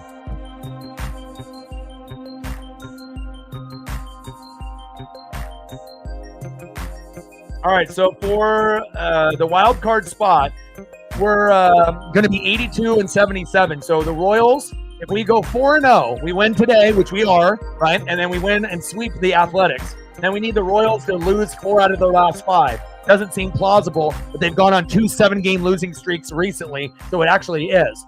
Twins need to lose 2 out of 5. That's more realistic. Now, if the M's go 3-1 and we lose 1 game and win 2 against the Athletics, then we need the Royals to lose all 5, right, which probably won't happen. And then the Twins need to lose 3 out of 5. So we need to really probably try to sweep the A's if possible, even though we know Brent Rooker is very good. And then if we sweep the Athletics, right, all we need is the Twins to lose 2 out of 5. We can do that, right? So, I mean, I don't know if we're going to get in, but at least there's a chance still. So you're saying that you have a chance. Like Dumb and Dumber and Jim Carrey, there's always going to be a chance. It might be a small chance, but again, Twins losing 2 out of 5 games seems real, but obviously Royals losing 4 out of 5 or 5 out of 5 seems a little bit unrealistic, even though they've lost like 2 7-game losing streaks. Like, what are the chances that they do it again? Probably not likely. So, yes. Or if the Twins end up hitting an 0 for 5 skidder would be great. Or if they just go 1 for 4, or even 2 for 3, we can get in.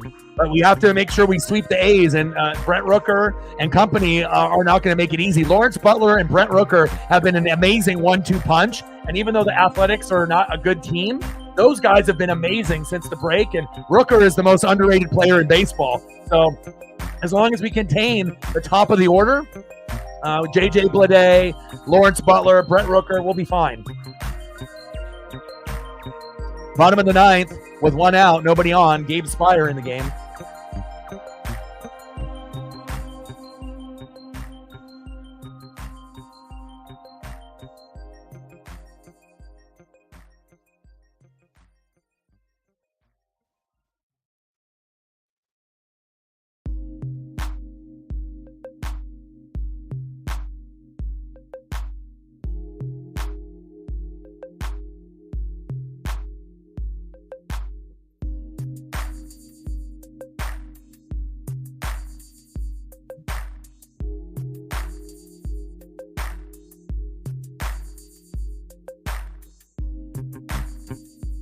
Big pitch right down the middle to Jason Hayward. 1 ball and 2 strikes.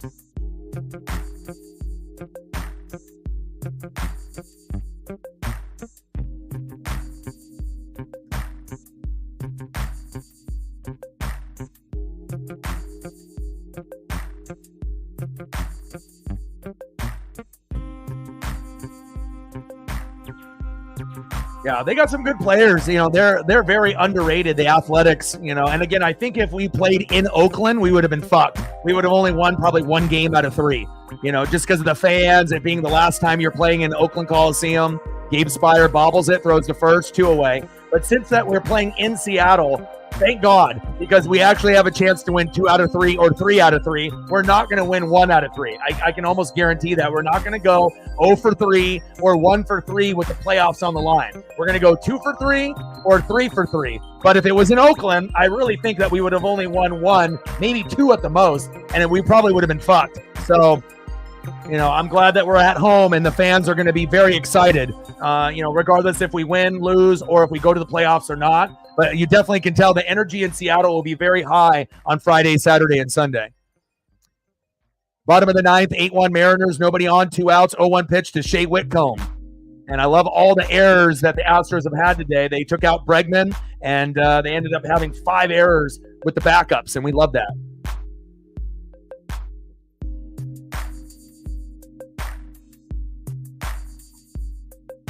Hi, Paisley. Dad's almost done.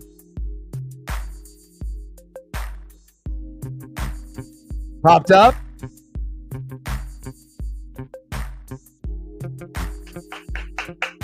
And there you go, baby. And that is the game. Final score, Seattle Mariners 8, Houston Astros 1. And the crazy thing is the game was 1-0 for like half of the game. Like, it didn't really look like we were going to end up scoring anything. Like, we didn't end up getting our first runs until the 6th fucking inning. And then obviously when Kikuchi went out, we went ham. How amazing is that? We didn't even have any donos until the very, very end. We went 2 hours plus with no donos, and then we finished with 3 donos at $121. So it shows you never give up. Good things can happen. Let's go, baby.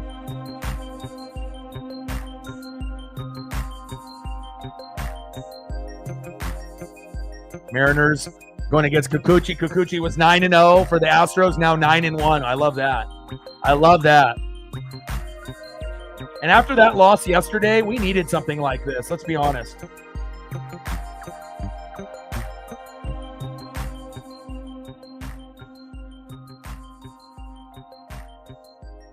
Final score, Seattle Mariners 8, Houston Astros 1. And when we fucking win, what do we fucking do? We dance. Mariners win. Mariners win. Mariners win. And the dream is still alive. But we still need to end up more than likely sweeping the A's, and we need a little bit of help from the Twins to shit the bed and the Royals. And we might, by a small margin, 5 to 15%, we might get in with that very last spot.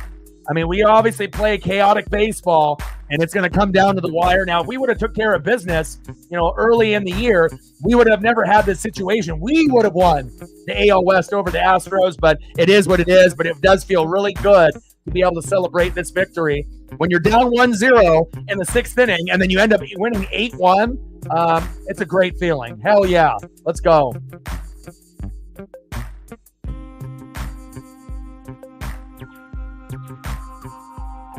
Eight-1, baby. Let's go. Let's go. Now we go. Trident's up, and the Mariners win. Let's go. Man, that was crazy. Being down 1-0 and then just ripping off all of those hits and runs, and then obviously getting all those errors, that was awesome. And also, we were at 0. And normally when you're at a 0 in donos, after 2 hours, you're typically going to end on a 0. But luckily, DX with $1, Zay with a 20, Reflect with 100, and that means a lot because obviously I got a lot of bills to pay. It was because of you, Britt. You're my good luck charm. So it's definitely because of you. If it wasn't for you and it wasn't for Guard, they wouldn't have made that run. So I owe you this victory, and I owe you a Chase Elliott t-shirt, which I will be getting you very shortly. Well, I love you guys, and I appreciate you guys very, very much. Enjoy the rest of your day. I'm going to go spend my time with Paisley, probably go for a long walk. A little overcast here in Oregon today. We have the day off tomorrow. I'm going to go to the arcade, maybe pizza, burger, tacos, maybe a little voodoo donut, ready to play some Ninja Turtles or NBA Hang Time or maybe NFL Blitz. And so I'll have a me day tomorrow. Then we'll be back live on Friday for the Mariners and the Athletics.